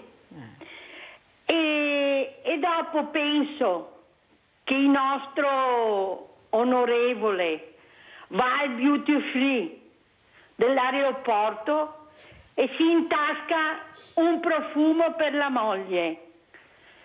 Ma questi politici dobbiamo mandarli là, a vivere là, perché ha detto che con 4.500 euro al mese non sono stipendi d'oro, no? Che c'è gente che vive con 300 euro invalidi. Bisogna che li facciamo capire a questa gente che è 50 anni che è al governo. Queste cose bisogna fargli vedere, ma loro non vedono, hanno il prosciutto negli occhi, non vedono, fanno finta, si girano da un'altra parte. Non so più cosa dire, guarda, mi vergogno per loro. Grazie, arrivederci e buona giornata e tanti auguri per quello che fate. Cara Nadia, cara, il problema è proprio quello che noi ci vergogniamo e loro non si vergognano e non hanno neppure gli occhi, devono avere delle patate bianche, proprio delle patate bianche che non riescono più a vedere. Però l'importanza, vedi Paola, cosa vuol dire far vedere la realtà? Ecco il video, che queste persone che ti stanno guardando entrano sul video che tu hai fatto vedere, accompagnano questi bambini a fare il bagno perché sono nonni, sono genitori e sanno cosa vuol dire la fragilità di un bambino, sanno l'importanza di essere vicine ai bambini. In questo momento Nadia non ha visto il colore della pelle, ha visto il bambino ed è quello che io spero di fare con la trasmissione. Ecco, avete visto l'educazione, quanto rispettosi sono? Li avete visti come si comportano? E sapete come sono chiamati? Bambini di strada. I nostri sono bambini di strada, quelli che si comportano male, questi sono i veri problemi che abbiamo e questi che non fanno niente vengono chiamati bambini di strada. Perché vengono chiamati bambini di strada, Paola? Ma fondamentalmente diciamo che è una cosa che deriva da una etichettatura vecchia, anche molto vecchia, e tra l'altro street children, così proprio vengono chiamati, sono bambini che vivono per strada, cioè sono bambini che non hanno una famiglia, una casa, eccetera, e ci sono purtroppo ancora anche questi bambini, ma non sono tutti questi bambini, perché questi bambini, seppur vivono in condizioni veramente difficili, hanno una famiglia dove questa famiglia spesso lavora in discarica per pochi decine di centesimi al giorno, e quindi vivono in case di lamiera, senza la corrente, senza l'acqua, senza niente, nessun servizio. E purtroppo infatti anche molto spesso l'ignoranza di come si parla anche di certe tematiche, e in particolare ancora oggi dell'Africa. L'Africa non è più l'Africa di una volta. Certo.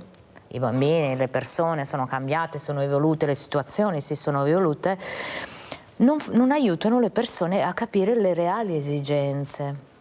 E soprattutto, Paola, volevo chiederti una cosa. Quando si parla di queste persone che sono arrivate qui da noi, che non hanno la possibilità perché non hanno ancora il permesso, ecco, non hanno la cittadinanza, non hanno tante cose, il problema è che sembra che non sappiano fare niente. Io invece che li ho visti, loro sanno fare tutto, adoperano forse degli strumenti diversi dai nostri, ma loro sanno fare delle cose che possiamo dire tranquillamente che delle volte sono anche meglio di noi. Adoperano certo strumenti diversi perché non ne hanno altri, perciò se li inventano questi strumenti, se li fanno.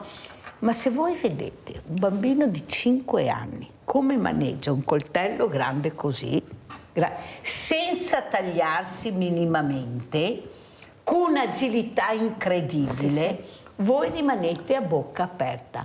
Maneggiano a 5 anni, Paola, non so se poco, perché sembra che io racconti la luna, perché loro nascono così. Avete visto l'acqua e il mare? Avete visto qualcuno che aveva paura di entrare nell'acqua? No? Ne avete visto uno? Eppure l'acqua non l'avevano mai, il mare non l'avevano mai visto. Eppure non avevano paura. Ecco, questo osare di questo bambino che vuole provare l'emozione dell'acqua. Però Paola, poi penso, e qua faccio una brutta riflessione, quel bambino che ha visto questo mare calmo, tranquillo, che magari un domani diventa adulto e sarà costretto magari a prendere un barcone perché non ha possibilità di spostarsi, e lui pensa che questo mare, anche se è una baracca di barca, lo porterà nel benessere, in una vita migliore. Lo troveremo morto, perché quel mare non è quel mare che hanno visto. Nessuno spiega che ci sono mari e mari, situazioni e situazioni. E io ho sempre in mente quel bambino sulla spiaggia morto, vi ricordate che l'abbiamo visto tante volte? E mi viene in mente, ma forse far vedere quest'acqua, questi bambini che si fidano dell'acqua, e invece un domani può essere un'acqua traditrice. Prego Paola, io spero che questo non avvenga più, non avvenga mai, perché ne abbiamo già troppi morti nei nostri mari. Prego Paola. Guarda, al di là di quello che hanno provato i bambini, dell'emozione incredibile, momentanea che abbiamo provato anche noi nel vederli così, devo dirti che questo viaggio, il ritorno da questo viaggio è stato forse uno dei ritorni più difficili della mia vita. Perché la lotta è stata tra quello che noi gli avevamo aiutato a vedere, e che sicuramente rimarrà nel loro cuore per sempre, e speriamo che diventi la spinta che possa aiutarli a impegnarsi nella loro vita, al vederli ritornare nel loro mondo reale. E questo è stato molto difficile, ci siamo veramente, Mirella, interrogati tanto su quello che abbiamo fatto, addirittura forse troppo, perché ci siamo addirittura chiesti se fosse stato giusto spendere questi soldi per portarli fino a lì, che sono pochissimi, cioè rispetto.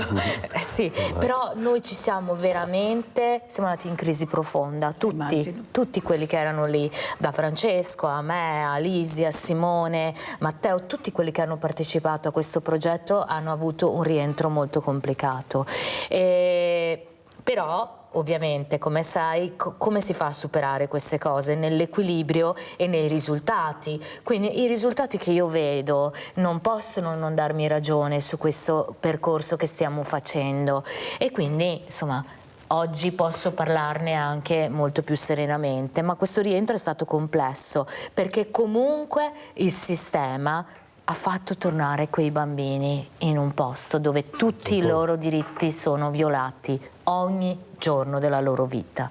Però questi bambini oggi sanno che ci sono posti anche dove loro possono essere felici.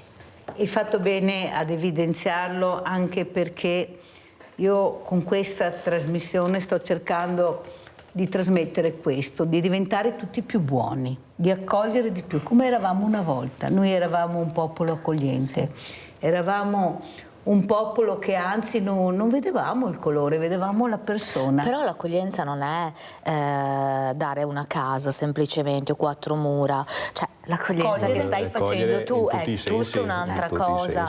360 gradi. Esatto, per esempio quello che hai detto mi ha sconvolto un po', che hai appena detto, perché ti dirò che, siccome sai che per me il caso non esiste, e oggi posso dirti un'altra cosa molto importante. Ieri ho passato questi ultimi 3 giorni in compagnia di un'amica, una cara amica con la quale ho lavorato in Bielorussia. Sai che abbiamo fatto un progetto anche in Bielorussia, portando la magia e la clown terapia nelle case, nei villaggi, proprio al confine con la zona di Chernobyl, no?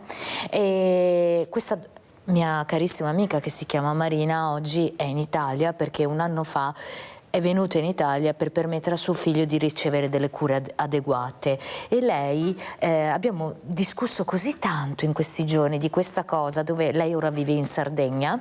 Una volta esiste un progetto, dei progetti bellissimi, incredibili, dove ogni anno questi bambini bielorussi vengono, o anche ucraini, vengono portati in Italia da anni ormai. Da anni. E io ho avuto, proprio conoscendo lei, ho conosciuto nel profondo questo progetto che non capivo all'inizio, e lei mi ha detto: sai Paola, io quest'anno per me è stato difficilissimo, è stato duro perché poi non avevo una casa, insomma 1000 problematiche, e mi ha detto: adesso io vorrei aiutare le donne che sono qui, ucraine o russe, insomma, perché quello è il suo ambito, perché quando tu arrivi, cioè non è sufficiente darti un contributo economico o un posto dove stare, ma noi non capiamo la vostra vita, abbiamo bisogno di qualcuno che ci aiuti a capirvi. E per esempio anche per tutto quello che riguarda i bambini a scuola, vogliamo parlare delle problematiche scolastiche. Io sono anche un'insegnante, quindi vedo anche questa parte, no? Qui di quanto in più bisognerebbe fare per questi bambini, non solo sederli su un tavolo e dargli un quaderno, una matita, ma ascoltarli. Molto di più. L'ascolto che forse ci siamo dimenticati di fare. Una volta c'era molto più ascolto, c'erano questi cortili dove qualcuno ti ascoltava sempre, c'era sempre qualcuno che ti ascoltava nel cortile, incontravi sempre qualcuno. Ditemi voi dove sono i cortili, dove sono le persone che ascoltano le fragilità, che può essere dai 5 ai 100 anni, perché ormai non ha età la fragilità, perché non c'è più l'ascolto. Ci siamo talmente chiusi e siamo diventati, non tutti, e noi di sicuro facciamo parte di quella categoria, però sono chiusi a riccio, sono diventati cattivi, diffidenti. E poi cosa troviamo? Troviamo il diversamente giovane, che è quello che ha sofferto più di tutto, che invece si fida ancora, apre le porte, risponde al telefono e c'è qualcuno, il nemico, che lo aspetta. Pensate, nonostante tutto, e faccio ancora adesso l'appello anche questa mattina: non aprite le porte sconosciuti, non rispondete al telefono se non conoscete la persona, anche se vedete le forze dell'ordine, perché hanno il numero delle forze, sono riusciti a veramente a mascherarlo e far vedere che è il numero, non sono loro. Chiamate un vicino, un familiare, non rispondete, non aprite. Devo dirvelo perché veramente siamo molto preoccupati, perciò attenzione. Capisci, Mauro, che dobbiamo ritornare ad aprirci, e forse anche queste trasmissioni servono a far capire che forse questa rabbia che hai col diverso, perché sono tutti spacciatori, sono tutti delinquenti, sono tutti stupratori, e poi Paola fa vedere questo mondo e vi dice: ma guardate cosa c'è, come vivono questi ragazzini, perché a 16-17 anni cercano di prendere un balcone, perché non possono avere il passaporto, non possono andare dove vogliono. No, qualcuno dice: ma dove hanno tutti quei soldi? Ma quali soldi? Ma c'è qualcuno che paga, non sono loro che pagano, perché dobbiamo anche sfatare. Mauro, cosa vuoi dire? Poi sentiamo Paola. C'è qualcuno che li sfrutta per poterli fare queste cose qua. No, mi viene in mente che si potrebbe prendere un po' di ragazzini nostri di qua e portarli insieme a Paola a fare queste attività, che così quando tornerebbero di qua avrebbero una visione diversa della vita. Vediamo le borse di studio, no? Vediamo la borsa di studio per andare ti sei comportato male, perfetto, ti do la borsa di studio, ti premio e vai da Paola. No, possono mica che non li premiamo. No, certo. Hai fatto un atto, un reato, andiamo, ne parlerò, visto a questo tavolo che mi onoro di far parte, che è il tavolo della giustizia, ne parlerò di questo, perché penso, anche perché ho un esempio di una ragazza, una ragazza di strada proprio, di quelle che ne facevano di tutti i colori, Paola, e te la farò anche conoscere anche la mamma, che me l'ha portata disperata e non riusciva a tenere questa ragazza, ed è andata in Africa, Paola. E da là è cambiata completamente. È tornata che non era più la ragazza di strada, ma era una ragazza che aveva capito cosa vuol dire la sofferenza. Per quello ho detto che forse dobbiamo mandarli là, Mauro, aiutare, e Paola li accoglierà. Ecco, io sono convinta anche che questi ragazzi potrebbero far del bene e diventare anche loro a sua volta, ecco, artefici di quello che sarà proprio il bene anche verso i loro compagni, le persone, il rispetto della persona. Prego Paola. Infatti noi abbiamo 2 progetti in cui io credo moltissimo e l'associazione crede moltissimo e ci stiamo spendendo veramente tanto per migliorarli sempre di più. Vorrei solo dire che noi siamo tutti volontari, ok? Quindi ognuno di noi dà quello che è e quello che può, quando può. 2 programmi molto importanti che ha l'associazione, che riguardano anche l'Italia, è proprio uno, l'educazione alla pace e alla cittadinanza globale, che sono conferenze, laboratori che noi andiamo a fare nelle scuole, in tutte le scuole italiane, ci hanno chiamato un po' dappertutto ormai, da Milano a Torino a Roma, eccetera, e in queste conferenze mostriamo queste cose, raccontiamo a questi ragazzi, e soprattutto in questo momento stiamo facendo questa conferenza dove diciamo: ma tu che talento hai? Perché il tuo talento di bambino, ragazzo italiano, se riuscirai a farlo crescere, curarlo, un giorno potrà aiutare qualcun altro. Abbiamo Adriana da Crocetta. Ciao Adriana. Buongiorno a tutti. Buongiorno. Io volevo portare una mia testimonianza. Conosco 2 persone a me vicine che sono andati circa 5-6 anni fa in Africa, non so precisamente il posto, siccome è morto un figlio, questi signori hanno intitolato la scuola e l'hanno quasi finita, ogni mese mandano dei soldi. Sai cosa ti dico? Che noi non possiamo capire, perché abbiamo sempre la pancia piena, nel senso capiamo così relativamente, vediamo che fanno pena, poverini. Ha detto la signora che conosco io, non faccio nomi, che hanno distribuito delle caramelle, sembravano pazzi, ha detto. Una cosa, non hanno neanche mai visto una caramella. Grazie Adriana, grazie di questa importante testimonianza. Pensate anche a Adriana, la buona Adriana, che riesce a trasmettere, ecco, quello che ha sentito, quello che le ha fatto vivere. Capite l'importanza di ascoltare le persone che sono nel pezzo, che vedono, che ci raccontano, che forse vi spiegano cosa vuol dire non aver niente e nonostante tutto essere felici. Avete mai visto un bambino triste, una persona triste? Ma li avete mai visti? Sono sempre felici, non hanno niente e sorridono, non hanno niente e ti abbracciano, ti accolgono. E noi cosa facciamo? E noi, non tutti, ma molti di noi che hanno di tutto e di più, eppure il diverso è una cosa veramente da tenere lontano, da non guardare, da non ascoltare, da condannare senza neppure sapere che storia ha quella persona. Ma siamo diventati così cattivi, Mauro? Siamo diventati egoisti, secondo me, molto egoisti.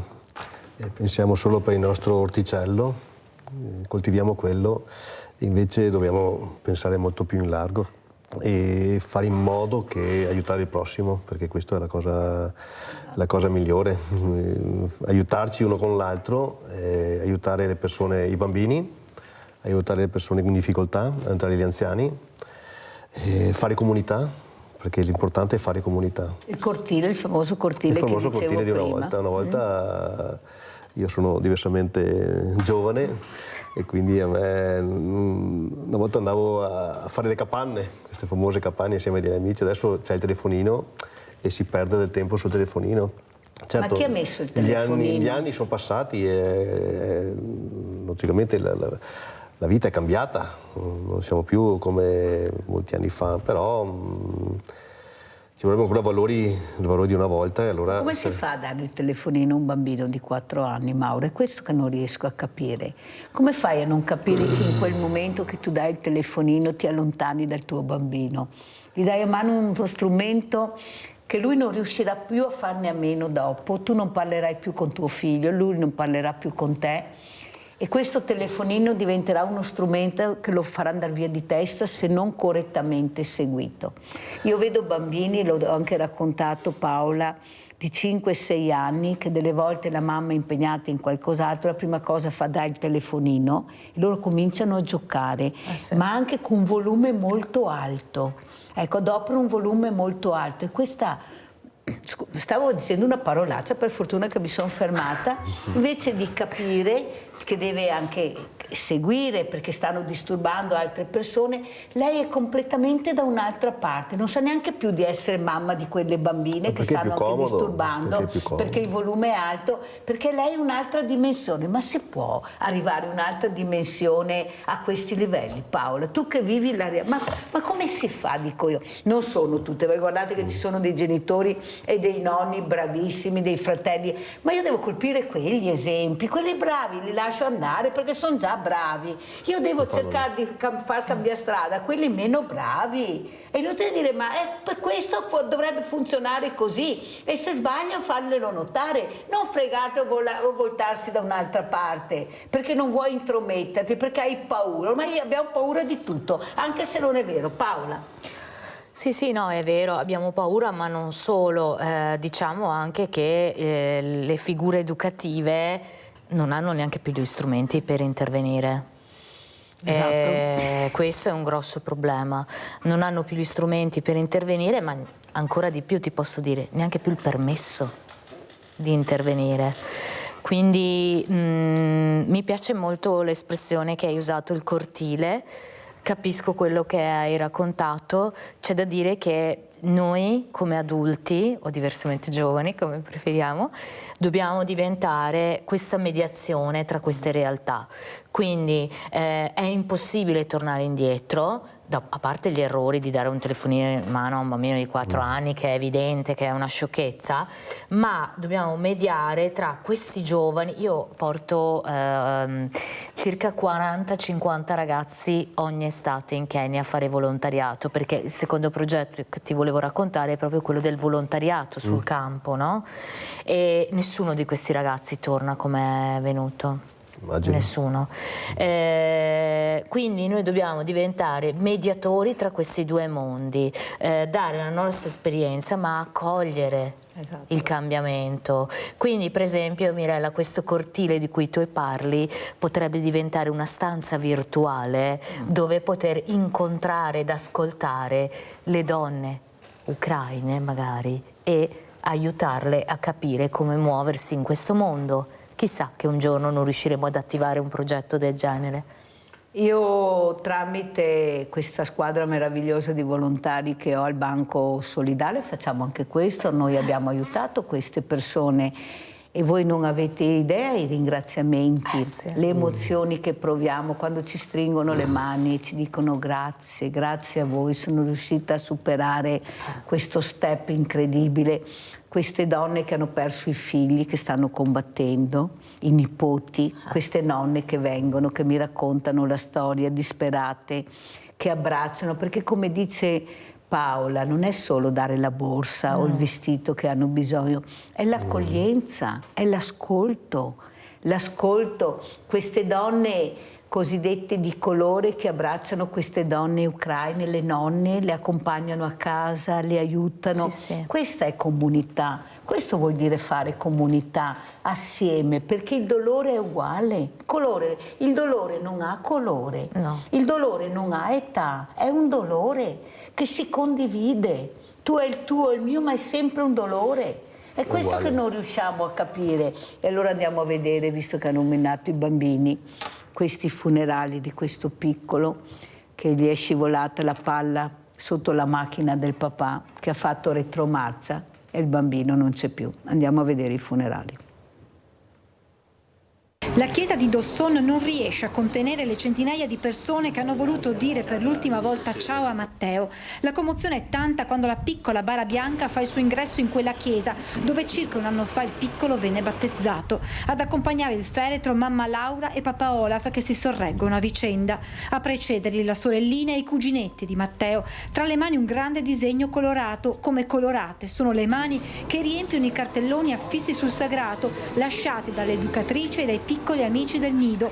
Io sono solo andato nella stanza accanto, continuate a ridere di ciò che ci faceva ridere insieme, si legge. Il nostro cuore è turbato con la fatica di accettare ciò che è successo, dice Don Adriano durante l'omelia. Abbiamo avuto da noi troppo poco e tuttavia questo poco tempo è bastato per gioire insieme a lui, condividere giochi e carenze. Avremmo voluto fare ancora tanti piccoli passi al suo fianco. Poi l'emozione ha il sopravvento e Don Adriano è costretto a fermarsi, la voce si incrina. Uniti a te, non ci perderemo, non perderemo Matteo. Commovente il messaggio da parte delle cugine di Matteo. Sei entrato nelle nostre vite come un raggio di sole dopo la tempesta. Grazie per la tua vivacità, i tuoi sorrisi, le tue carezze, le tue coccole. Bastava guardarti e in un attimo ci regalavi la felicità. Ora va dalla tua sorellina, gioca con lei e salutaci noi. Struggente anche la lettera dell'educatrice e dei compagni del nido che ricordano il suo amore per le canzoni, la felicità durante il momento del pranzo in compagnia dei suoi amici e il rito immancabile del riposino pomeridiano. Eri curioso, sempre in cerca di un compagno di giochi. Ti abbiamo visto crescere e diventare un piccolo ometto autonomo e tenace, sempre pronto a meravigliarti davanti ad ogni scoperta. Eri uno dei primi a correre in stanza quando al nido arrivava una sorpresa e cercavi di prendere il posto più vicino per vedere meglio. Adoravi colorare, costruire torri grandi con gli amici per poi buttarle a terra. Angioletto biondo, al nido tutti ci ricorda di te. Lasci un vuoto enorme. È difficile pensare che non sei più con noi, ma ti sappiamo che da lassù ci sei comunque vicino e continui a ridere e a cantare con noi. Ti vogliamo bene. Ciao Matteo. Al termine della cerimonia, a piedi il corteo ha seguito il feretro di Matteo fino al cimitero dove è stato sepolto accanto alla sorellina. Sono immagini struggenti. Mauro, cosa vorresti dire a questi genitori, a questo papà, a questa disgrazia incredibile, terribile? Prego.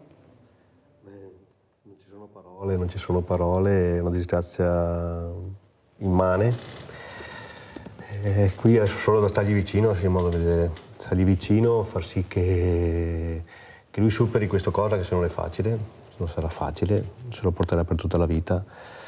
Però io sinceramente non ho parole, sono veramente da papà non ho parole. Paola, questo dolore, questo lutto terribile, qui non si guarda il colore della pelle, non si guarda l'età, si guarda questo grande dolore che coinvolge non solo una famiglia ma tante persone, in particolare questi genitori.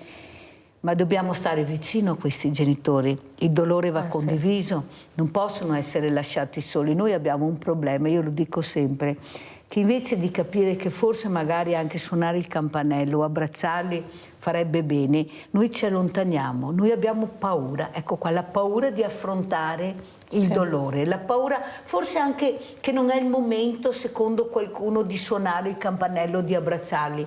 Io penso invece che è proprio in questo momento che dobbiamo essere vicini a questi dolori, a questi genitori, a queste famiglie. Prego Paola.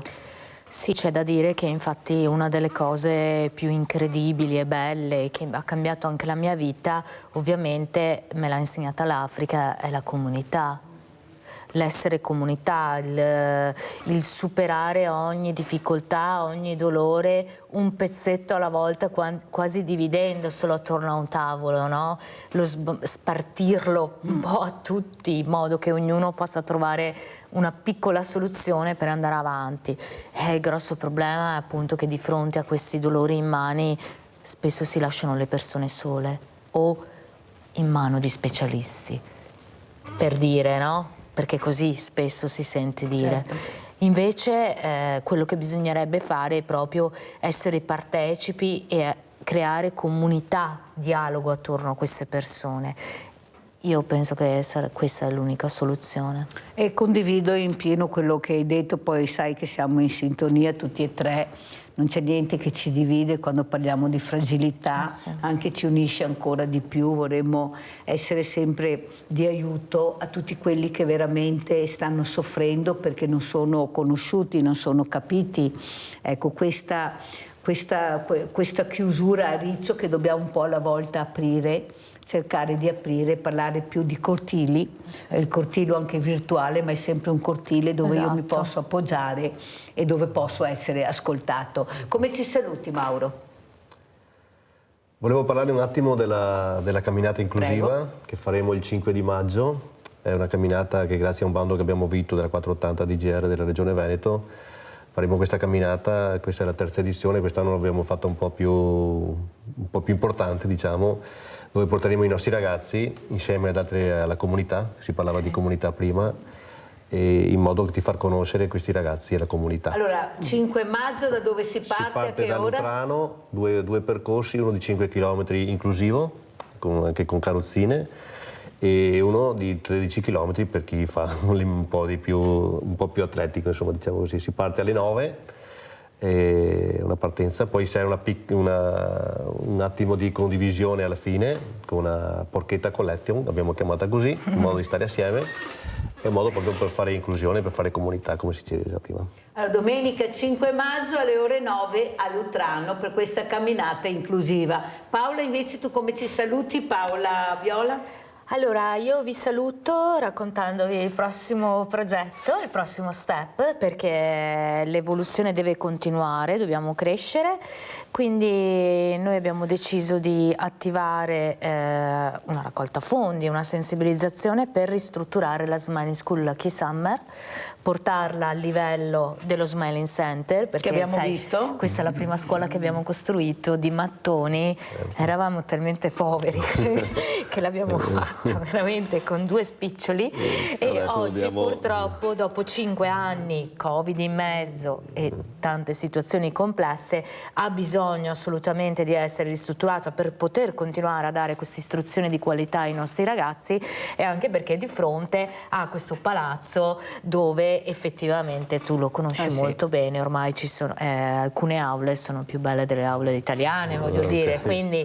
per portare allo stesso livello intanto cominciamo così, non ci fermiamo, ci crediamo e vogliamo insomma condividere questa cosa. Grazie a Paola Viola, cofondatrice Una Mano per un Sorriso for Children, grazie a Mauro Vettorello, presidente Oltre l'Indifferenza, grazie, pubblicità.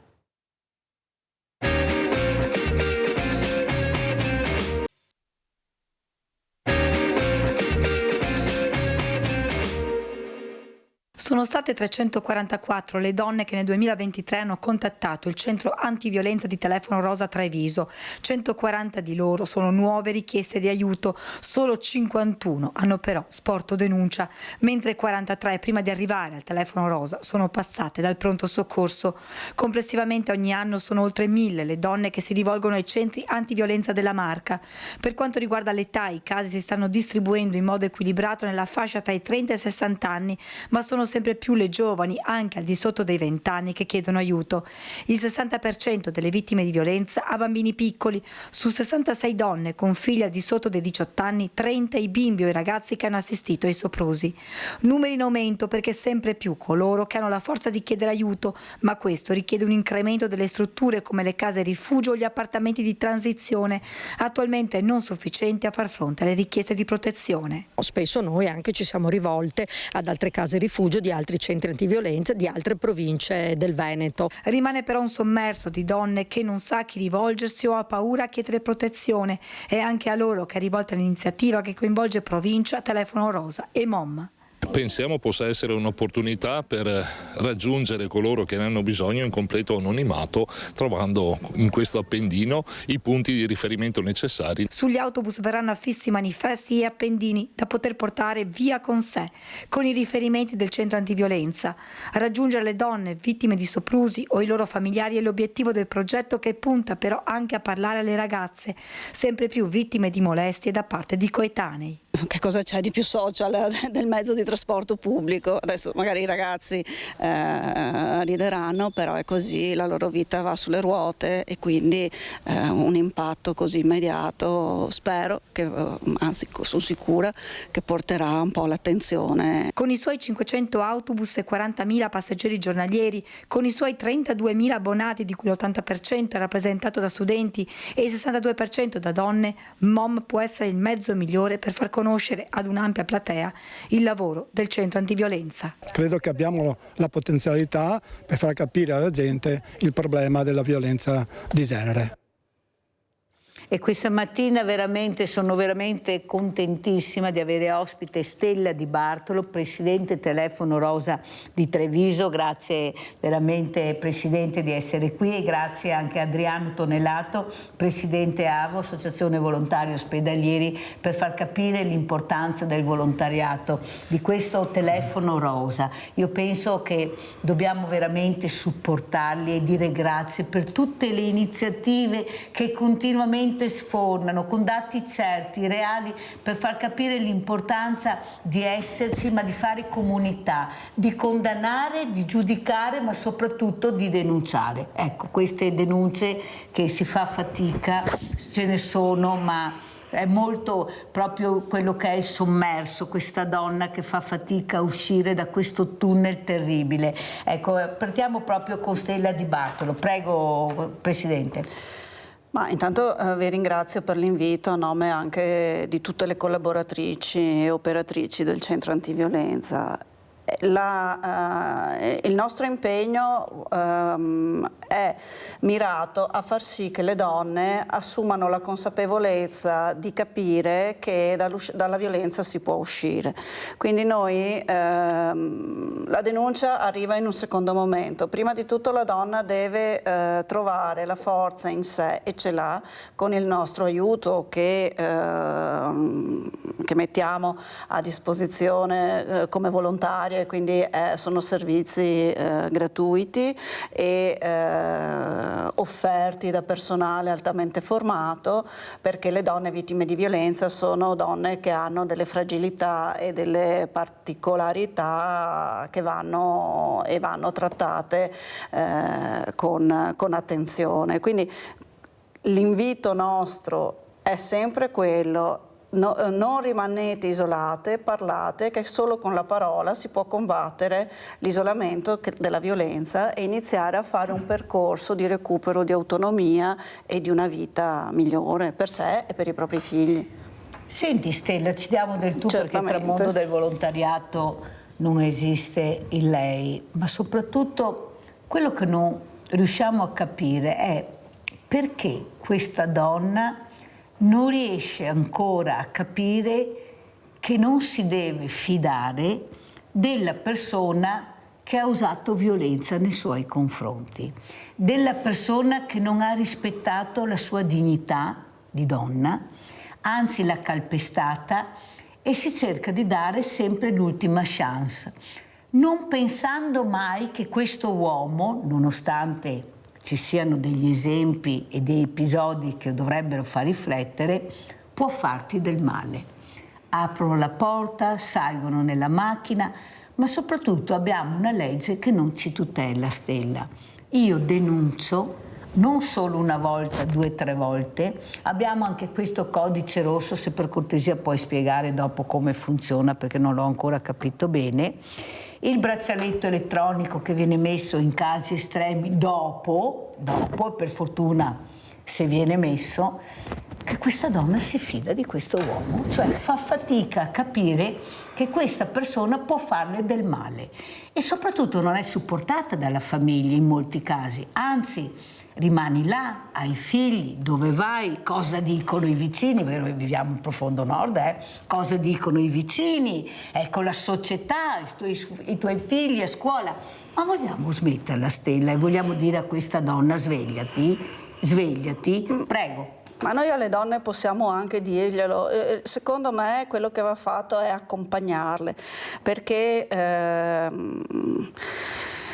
allora io non sono una psicologa, quindi non sono in grado di argomentare da un punto di vista psicologico. Quello che posso o capire come funzionano i meccanismi psicologici delle donne che sono vittime di violenza. Io però noi al centro ne vediamo e vediamo donne che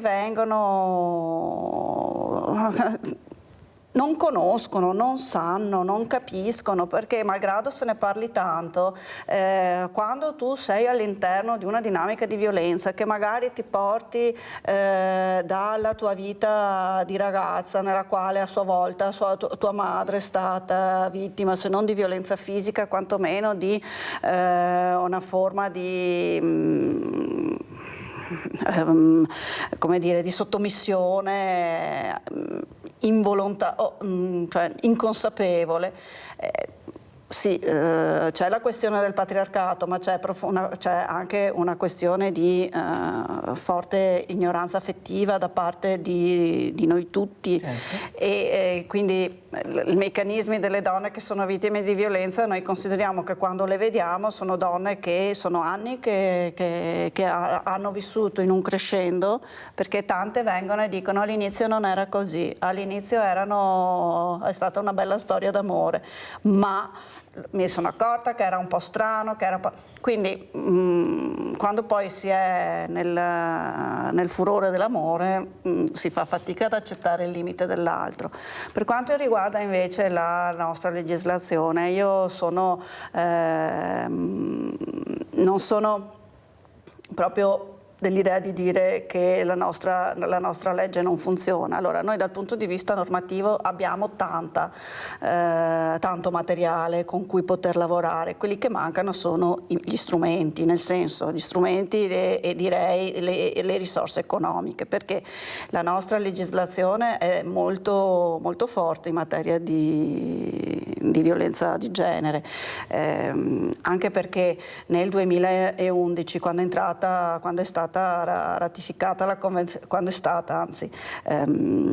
fatta la Convenzione di Istanbul, con la quale in realtà è stata data agli Stati membri della Comunità Europea tutta una serie di indicazioni per far sì che ogni Stato si dotasse di una legislazione in materia di violenza di genere, l'Italia l'ha ratificata più o meno immediatamente, è entrata in vigore da noi nel 2014, tempi tecnici per la ratifica, per cui ci siamo dotati di un sistema legislativo che non sarà perfetto, però qualcosa è stato fatto. Anche ad esempio il codice rosso è questa normativa che innanzitutto dà la preferenza, anzi una sorta di corsia preferenziale all'interno nelle indagini e quindi nel trattamento anche delle procure di reati di violenza di genere, introducendo tutta una serie di meccanismi procedurali che ci permette di trattare velocemente e non finire nel calderone dei procedimenti penali, che come sappiamo sono un carico notevole. Quello che mancano sono i mezzi economici, perché noi possiamo avere delle leggi meravigliose, ma se poi alla fine manca la formazione, che non riesci a fare perché non hai uomini sufficienti per poter, uomini, intendo di unità, persone sufficienti per poter dedicarsi a questo settore esclusivo, un po' come la criminalità organizzata, che ci sono tutte le strutture, la distrettuale antimafia, la DIA, eccetera. Qua si lascia un po' alla mercé queste donne. Però scusa Stella, quella che però mi viene da dire, com'è possibile che io il sabato non ho più punti di riferimento, che sono i servizi sociali, che chiudono al venerdì alle 13. Io lo dico a tutti i sindaci che ho ospiti, io parlo con loro e dico sempre: guardate che dovete cambiare. Io mi ricordo sempre quella volta che ho trovato quella donna su una panchina di sabato sera con la pioggia, che dormiva perché non avevamo ancora il dormitorio femminile, non c'era solo per gli uomini e non per le donne, e lei non sapeva a chi rivolgersi perché aveva chiamato anche la polizia comunale, gli avevano risposto: non abbiamo posto perché non è previsto, non sappiamo dove mandarla, e lei dormiva su una panchina al Duomo. Non ti dico telefonate che ho dovuto fare per cercare di trovare un posto dove portare questa donna che non era neanche, secondo me, in grado di capire com'era la situazione sua. E allora, se non abbiamo il medico di famiglia, abbiamo il prete, il farmacista e abbiamo il mondo del volontariato, però non facciamo la catena. Medico di famiglia che non riusciamo a capire se è un bravo medico che capisce la situazione e se ce l'ho, perché bisogna vedere anche se ce l'ho. I preti sono talmente pochi che tra funerali, o più che nascite, ormai si sono sempre a funerali, quando li invito dico sempre funerali. I servizi sociali che mi chiudono il venerdì alle 13, il codice rosso che prevede, come hai spiegato benissimo Stella, tante cose, ma tra il dire e il fare c'è di mezzo il mare, perché la realtà è un'altra. E io cosa faccio? Dove vado? Magari anche con bambini, con figli, e di fronte a questo uomo non so dove andare e cosa fare, perché se non sono supportata io vedo la panchina, che ormai ne abbiamo talmente tanti colori che fa anche a confusione, Stella, ecco, forse se ne facciamo meno e facciamo qualcosa in più, ma se non ho il dopo panchina che è il supporto. E qua vorrei sentire anche Tonellato come uomo, perché qui abbiamo parlato di patriarcato, abbiamo parlato di donne, ma noi saremo anche stanchi, Tonellato, di metterci in prima linea. Dovete essere voi a mettervi in prima linea adesso, dovete essere voi a fare quel passo in più che abbiamo fatto noi e ci abbiamo rimesso noi, per far capire che abbiamo bisogno anche del vostro aiuto, che dovrete essere voi a fermare certi uomini con questi sguardi, con questi ammaccamenti, dai. Ecco, vi sentite? Ecco, io parlo a te perché so cosa fai parte di volontari ospedalieri, perciò sei uno che ascolta, perché questo è il vostro ruolo, accompagnare anche un percorso difficile che è la malattia, l'intervento, e perciò chi ne ha più ne metta, e voi siete riusciti a fare questo, però dovete aiutarci anche a essere in prima linea con noi su questo tema delicato che è la violenza di genere. Prego, Tonellato. Grazie dell'opportunità. Sì, io sono, non perché sono qua, ma sono perfettamente d'accordo che bisogna intervenire mettendo, diciamo, in linea tutto quello che riguarda la tutela e la difesa delle donne, che sono particolarmente vulnerabili quando esistono situazioni appunto di violenza nei loro confronti. Quindi l'uomo, momento storico di adesso, faccio veloce, stringo, che la scuola deve in partenza dare una mano a educare, ma lì è un discorso lungo, molto lungo, però deve essere fatto. Sì, ma non passare il cerino. Non La mia passiamo richiesta cerino. è: voi uomini siete in grado di capire che abbiamo bisogno non di dividere tra uomo e donna, ma di metterci assieme e di cercare di superare quella soglia di sbarramento che abbiamo, che è che qualcuno non riesce a capire che siamo in stato di emergenza con i numeri che abbiamo? Ma è la relazione, appunto, la relazione tra uomo e donna, e siamo sempre nell'ambito della capacità dell'uomo e della donna di mettersi in relazione, che è affettiva, amorosa, perché parliamo di questo tipo di relazioni, anche ambito poi familiare, e Quindi è l'uomo e la donna che devono relazionare, parlarsi e quindi ascoltarsi. Ci colleghiamo sempre a quel concetto là che è fondamentale, ma lo lasciamo un attimo in disparte. La preparazione, siamo preparati, bisogna migliorare, non siamo preparati, perché mi permetto di dire ancora, per quante normative e disponibilità adesso a livello istituzionale politico di cercare di cooperare, dare una mano, creare situazioni di aiuto. Di per sé l'individuo uomo-donna, nella freneticità della vita attuale, dove ci sono parecchi, mi permetto di dire a volte, che non vengono sviscerati e risolti pregiudizi, e vanno a intaccare quella che è la relazione, che non gira, non funziona. E lì è questione di, purtroppo io dico, culturale. Allora, culturale. Adriano Tonellato ha detto una cosa semplicissima da uomo, almeno dalla sua parte: non siamo preparati.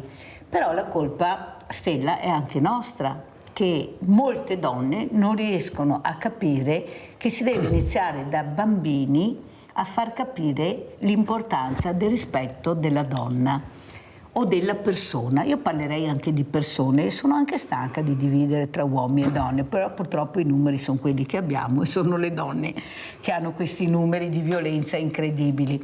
Soprattutto, giustamente Adriano dice, è la scuola che deve fare il suo dovere, ma io sono mica tanto dell'idea. La scuola fa quello che può fare, ma la famiglia? Ma quando questo ragazzo, questa ragazza rientra in famiglia e ha degli esempi come quel ragazzino che mi ha detto, Stella, sai Mirella, non riesco più a capire chi sono talmente confuso. Ho 4 genitori, 6 fratelli e non so più chi sono. Me lo vuoi spiegare tu, visto che mi fai queste domande?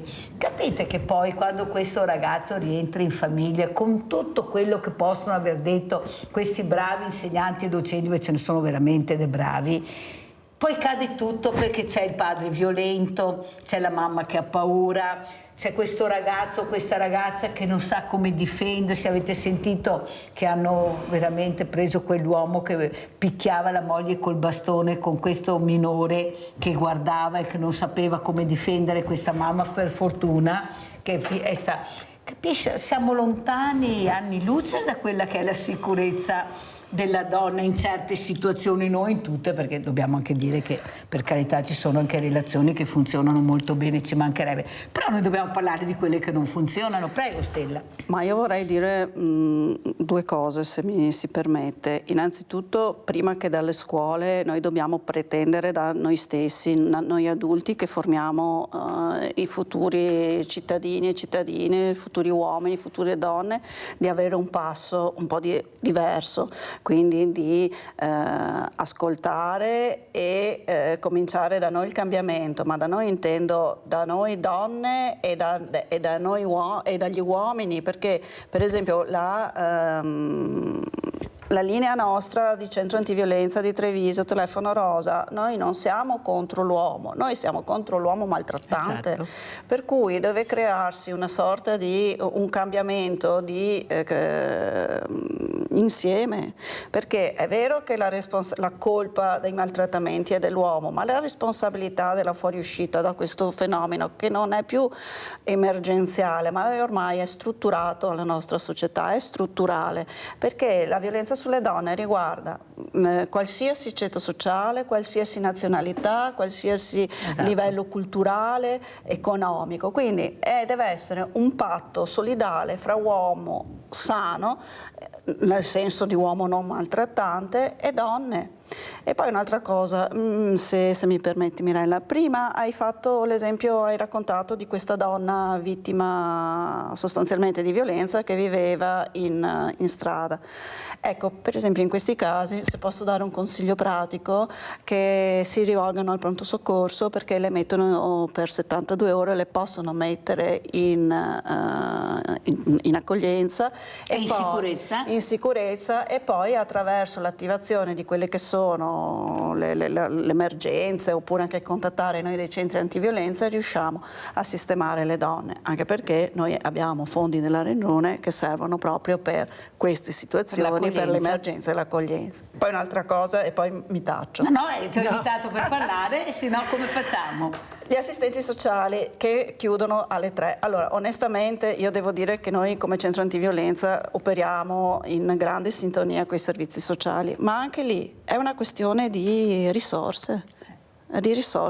Loro fanno con quello che hanno, e dove non arrivano loro scatta la rete, perché per fortuna noi lavoriamo in rete, e quindi appunto ci sono i servizi, ci sono le forze dell'ordine, c'è l'ULS, e poi ci siamo noi e collaboriamo, perché obiettivamente le risorse queste sono, e riusciamo a lavorare bene, per fortuna. Allora andiamo a vedere anche le foto che ha mandato Adriano Tonellato dell'Avo. Ecco, queste foto cosa rappresentano? Prego Adriano. Grazie, sì, ecco, questa in particolare vediamo una signora anziana, molto probabilmente è un centro per anziani, una casa di riposo, e molto probabilmente ha già portato avanti una relazione di ascolto, di vicinanza vedo un giovane con un vestito bianco. Non penso sia un ospite della casa, può essere anche un volontario. In questo caso c'è stato un affetto particolare perché lo stava accarezzando, quindi vuol dire che vede il nipote, vede il volontario a fianco che ha condiviso qualcosa con lei, la relazione, con particolare piacere, e soprattutto si sono, presumo, ascoltati. L'Avo, ecco, questo è il modo di dire, che ho fatto 30 anni quest'anno, quindi sono 30 anni che opera particolarmente nelle strutture sanitarie, dentro i reparti di ospedale, ma con il principio che è già nato accanto alle fragilità. L'impostazione nazionale, 220 sedi in tutta Italia, 16.000 sono i volontari, ma a parte i numeri, deve uscire anche dagli ospedali. Sempre sarà il nostro focus l'ospedale, la struttura, la relazione nei reparti, ma deve andare anche fuori nel territorio dove c'è il socio-sanitario, e già ci stiamo muovendo anche a Treviso in tal senso, perché il concetto è di stare vicino a qualsiasi tipo di fragilità, che è quella che può essere dell'anziano, può essere la persona che è nel centro Alzheimer, nell'hospice, nei centri di disabilità. Lo scorso, il pronto soccorso, come ha detto Stella, dove arrivano anche queste donne? Ecco, dico questo, c'è già una realtà, una struttura e degli accordi, quindi in tal senso non dobbiamo, adesso mi permetto, scusate la battuta, i pronti soccorsi sono intasati, anche gli operatori e anche chi gravita attorno, diciamo, nei vari ambiti, nelle varie competenze, ci sono anche, perché ecco, si sa. E i volontari di per sé hanno fatto un'esperienza, dico a Treviso, 15 anni fa, di esserci al pronto soccorso, particolarmente all'entrata nella sala con i familiari che attendono, in modo di condividere la relazione in quel momento e rasserenarli. La paura c'è sempre, è il fondamento, è il primo sentimento che... La paura domina sovrana. Allora, siccome siamo quasi in chiusura e devo correre purtroppo, vorrei sentire anche che appello vuole fare Stella Di Bartolo, Presidente Telefono Rosa, questa mattina, per far capire che dobbiamo fare squadra, dobbiamo vincere le paure, che sono tante. Quando veramente c'è violenza le paure sono molte, non è una sola paura, sono tante paure che chiudono ancora questa donna in una bolla, ecco, la fanno proprio entrare in questa bolla e non riesce più a respirare. Quando manca un respiro alla donna, guardate che non ce n'è per nessuno. Prego Stella. Io quello che posso dire, che vorrei dire, è che le donne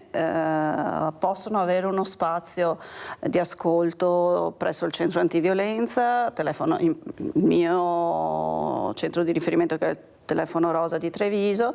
Diamo anche il numero? Sì, il numero è lo 0422 58 30 22, dove possono trovare operatrici formate, formazione è fondamentale, e possono attivare un percorso di consapevolezza per la fuoriuscita dalla violenza in uno spazio acritico, perché anche il giudizio fa molto male alle donne, perché non esiste a me non può capitare, e siamo lì per loro, sempre a disposizione. A me non può capitare, io punterei molto sulla frase ultima che hai detto, Stella, perché è quello che forse è il leitmotiv di quello che la donna non riesce a superare. Sì. Ecco, non riesce a superare perché per lei la figura che ha di fronte questo uomo non può fare, non lo pensa nemmeno, ma come si fa a non pensare quando ci sono episodi? Io ho avuto una donna vittima di violenza che veramente anni e anni di violenza, eppure non era l'ultima della classe, non era un'emarginata, era la coppia del mulino bianco, all'interno della casa una violenza incredibile, finché a un certo momento c'è stato questa, ecco la figlia, ecco questo aiuto della figlia che forse ha detto adesso devo proprio svegliarmi, e là è riuscita a superare e a denunciare questo uomo. Ma bisogna arrivare a tanto. Spesso succede così. Spesso succede così. O arriva la situazione che proprio non ne possono più perché magari vengono aggredite in maniera forte, quindi vanno al pronto soccorso. Allora già la creazione dello spazio del codice rosa, che quindi le donne vengono allontanate da dove si trovano tutti, quindi allontanate dalla possibilità di essere avvicinate dal maltrattante o dalla famiglia stessa che la va a recuperare. Quindi ci sono piccoli step che possono aiutare la donna. Certo deve essere una donna che deve a un certo punto raggiungere la consapevolezza che ce la può fare, che c'è la strada e però dobbiamo dire che non è un percorso facile. Perché si mette in discussione tutta la sua vita. Se si hanno figli, spesso e volentieri c'è una molla in più, perché anche i figli a loro volta sono vittime. E vengono allontanati. Allora, io direi però, Stella, che se forse allontanassimo questo uomo dalla casa e lo mettessimo in una casa famiglia, lui e la donna la lasciamo a casa con i suoi figli, con le sue cose, pensate che trauma, forse anche col braccialetto, ecco, forse avremmo fatto un passo in più. Ma perché dobbiamo portare via la donna e i figli dalla sua casa, dalle sue cose e metterla in sicurezza? Mettiamo in sicurezza questo uomo, che mi verrebbe un termine veramente terribile, 20-30 coltellate, una roba allucinante, proprio fuori di testa, ma non è matto, non ho ancora capito cos'è, se qualcuno me lo vuole spiegare, io non ho capito, 30 coltellate, ma non è matto. Vabbè, Adriano, come chiudiamo velocemente, come saluti? Veloci, un minuto. Grazie, io volevo dire in merito a questo, quando parlavo della scuola, però di fondo la scuola deve imprimere due concetti, il rispetto della persona e anche poi è collegatissimo alla dignità che ogni persona deve avere. Se colleghiamo rispetto e dignità e ci prepariamo ad essere, diciamo, orientati su queste tipologie di sentimenti, di comportamenti, già si fa un piccolo passo avanti nella scuola, e mi fermo. Auspicio, quanti auspici si faranno in continuazione, vero? Però rispetto a qualche tempo fa, adesso vedo che la situazione di violenza, diciamo, ecco, particolarmente riferita verso le donne, è in aumento, in crescendo. Vediamo le informazioni che ci vengono date, vediamo i rapporti, le relazioni che ci sono. La volontà, la strada è quella di migliorare, presumo. Rumore. Uomini, dovete fare rumore, dovete iniziare a fare rumore anche voi, e forse con rumore riusciremo ad arrivare più avanti. Grazie a miei ospiti. Adesso andiamo a leggere la Costituzione italiana e la poesia dedicata a Mattia Battistetti. Grazie, la Costituzione italiana.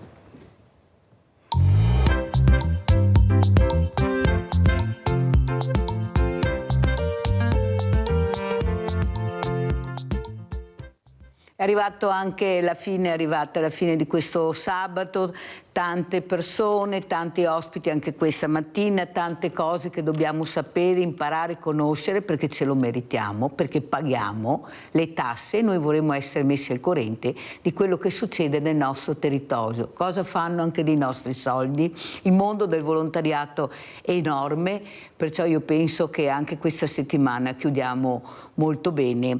E chiuderemo poi dedicando a Mattia Battistetti questa poesia che ha scritto la mamma, che lunedì sarà ricordato lunedì sera alle 7, alle 19 a Montebelluna, perciò chi vuole stare vicino a questi genitori distrutti dal dolore ci sarà questo ricordo di Mattia Battistetti. Allora, intanto leggiamo la Costituzione italiana, come sempre, come tutte le mattine, perché penso sia molto importante capire dove siamo, chi siamo e perché è stato fatto questo. La magistratura siamo arrivati. Allora, articolo 101. La giustizia è amministrata in nome del popolo. I giudici sono soggetti soltanto alla legge. Articolo 102. La funzione giurisdizionale è esercitata da magistrati ordinari istituiti e regolati dalle norme sull'ordinamento giudiziario. Non possono essere istituiti giudici straordinari o giudici speciali. Possono soltanto istituirsi presso gli organi giudiziari ordinari sezioni specializzate per determinate materie, anche con la partecipazione di cittadini idonei estranei alla magistratura. La legge regola i casi e le forme della partecipazione diretta del popolo all'amministrazione della giustizia, perciò anche noi siamo partecipi. Articolo 103. Il Consiglio di Stato e gli altri organi di giustizia amministrativa hanno giurisdizione per la tutela nei confronti della pubblica amministrazione, degli interessi legittimi e, in particolari materie indicate dalla legge, anche di diritti soggettivi. E poi ci sono i vari comma. La Corte dei Conti ha giurisdizione nelle materie di contabilità pubblica e nelle altre specificate dalla legge. I tribunali militari in tempo di guerra hanno la giurisdizione stabilita dalla legge. In tempo di pace hanno giurisdizione soltanto per i reati militari commessi da appartenenti alle forze armate. Articolo 104. La magistratura costituisce un ordine autonomo e indipendente da ogni altro potere. Pensate. Il Consiglio Superiore della Magistratura è presieduto dal Presidente della Repubblica. Ne fanno parte di diritto il primo Presidente e il Procuratore Generale della Corte di Cassazione. Gli altri componenti sono eletti per 2/3 da tutti i magistrati ordinari tra gli appartenenti alle varie categorie e per 1/3 del Parlamento in seduta comune tra professori ordinari di università in materie giuridiche ed avvocati dopo 15 anni di esercizio. Il Consiglio elegge un vicepresidente fra i componenti designati dal Parlamento. I membri elettivi del Consiglio durano in carica 4 anni e non sono immediatamente rieleggibili. Non possono, finché sono in carica, essere iscritti negli albi professionali né far parte del Parlamento o di un consiglio regionale. Lungo ma interessante, tra dire e il fare c'è di mezzo il mare anche nella Costituzione. Adesso leggiamo la poesia dedicata a Mattia Battistetti, eccola qua, in ricordo di Mattia il 29 aprile 2024. La poesia che scrive mamma Monica, questo ragazzo meraviglioso che non c'è più purtroppo e lei non si dà pace. Mattia è luce e volevo respirare nelle alte impalcature per cercare il suo trampolino al cielo. Mattia sfidava il gelo dell'inverno, le assettate giornate dove la calce e il sudore si confondono. Mattia non amava i confini, le imposizioni, i compromessi. Mattia era il sole, il vento lieve che accarezza e la bora che sferza e ferisce. Mattia era l'acqua che scorre lieve e la tempesta. Mattia non conosceva la stanchezza e la paura. Mattia pieni occhi, gli occhi di cielo, del sole abbacinante e nella pelle il profumo di salsedine. Mattia ha una mamma e nei suoi occhi perle rare. Mattia ha una mamma, nel suo sorriso il bianco delle nevi. Mattia era bellissimo e il cielo lo ha riconosciuto subito. Mattia è nel cuore di una mamma immensa, regola i suoi battiti e deride le nostre debolezze. Il cielo non ha confini, ma ha solo un infinito bisogno di giustizia. Ciao Mattia, per non dimenticare. Ciao mamma Monica, ciao papà Giuseppe, ciao Anna, ciao nonni. Sempre avanti, bisogna combattere e soprattutto cercare finalmente che arrivi la verità con la giustizia. Ciao, buona domenica.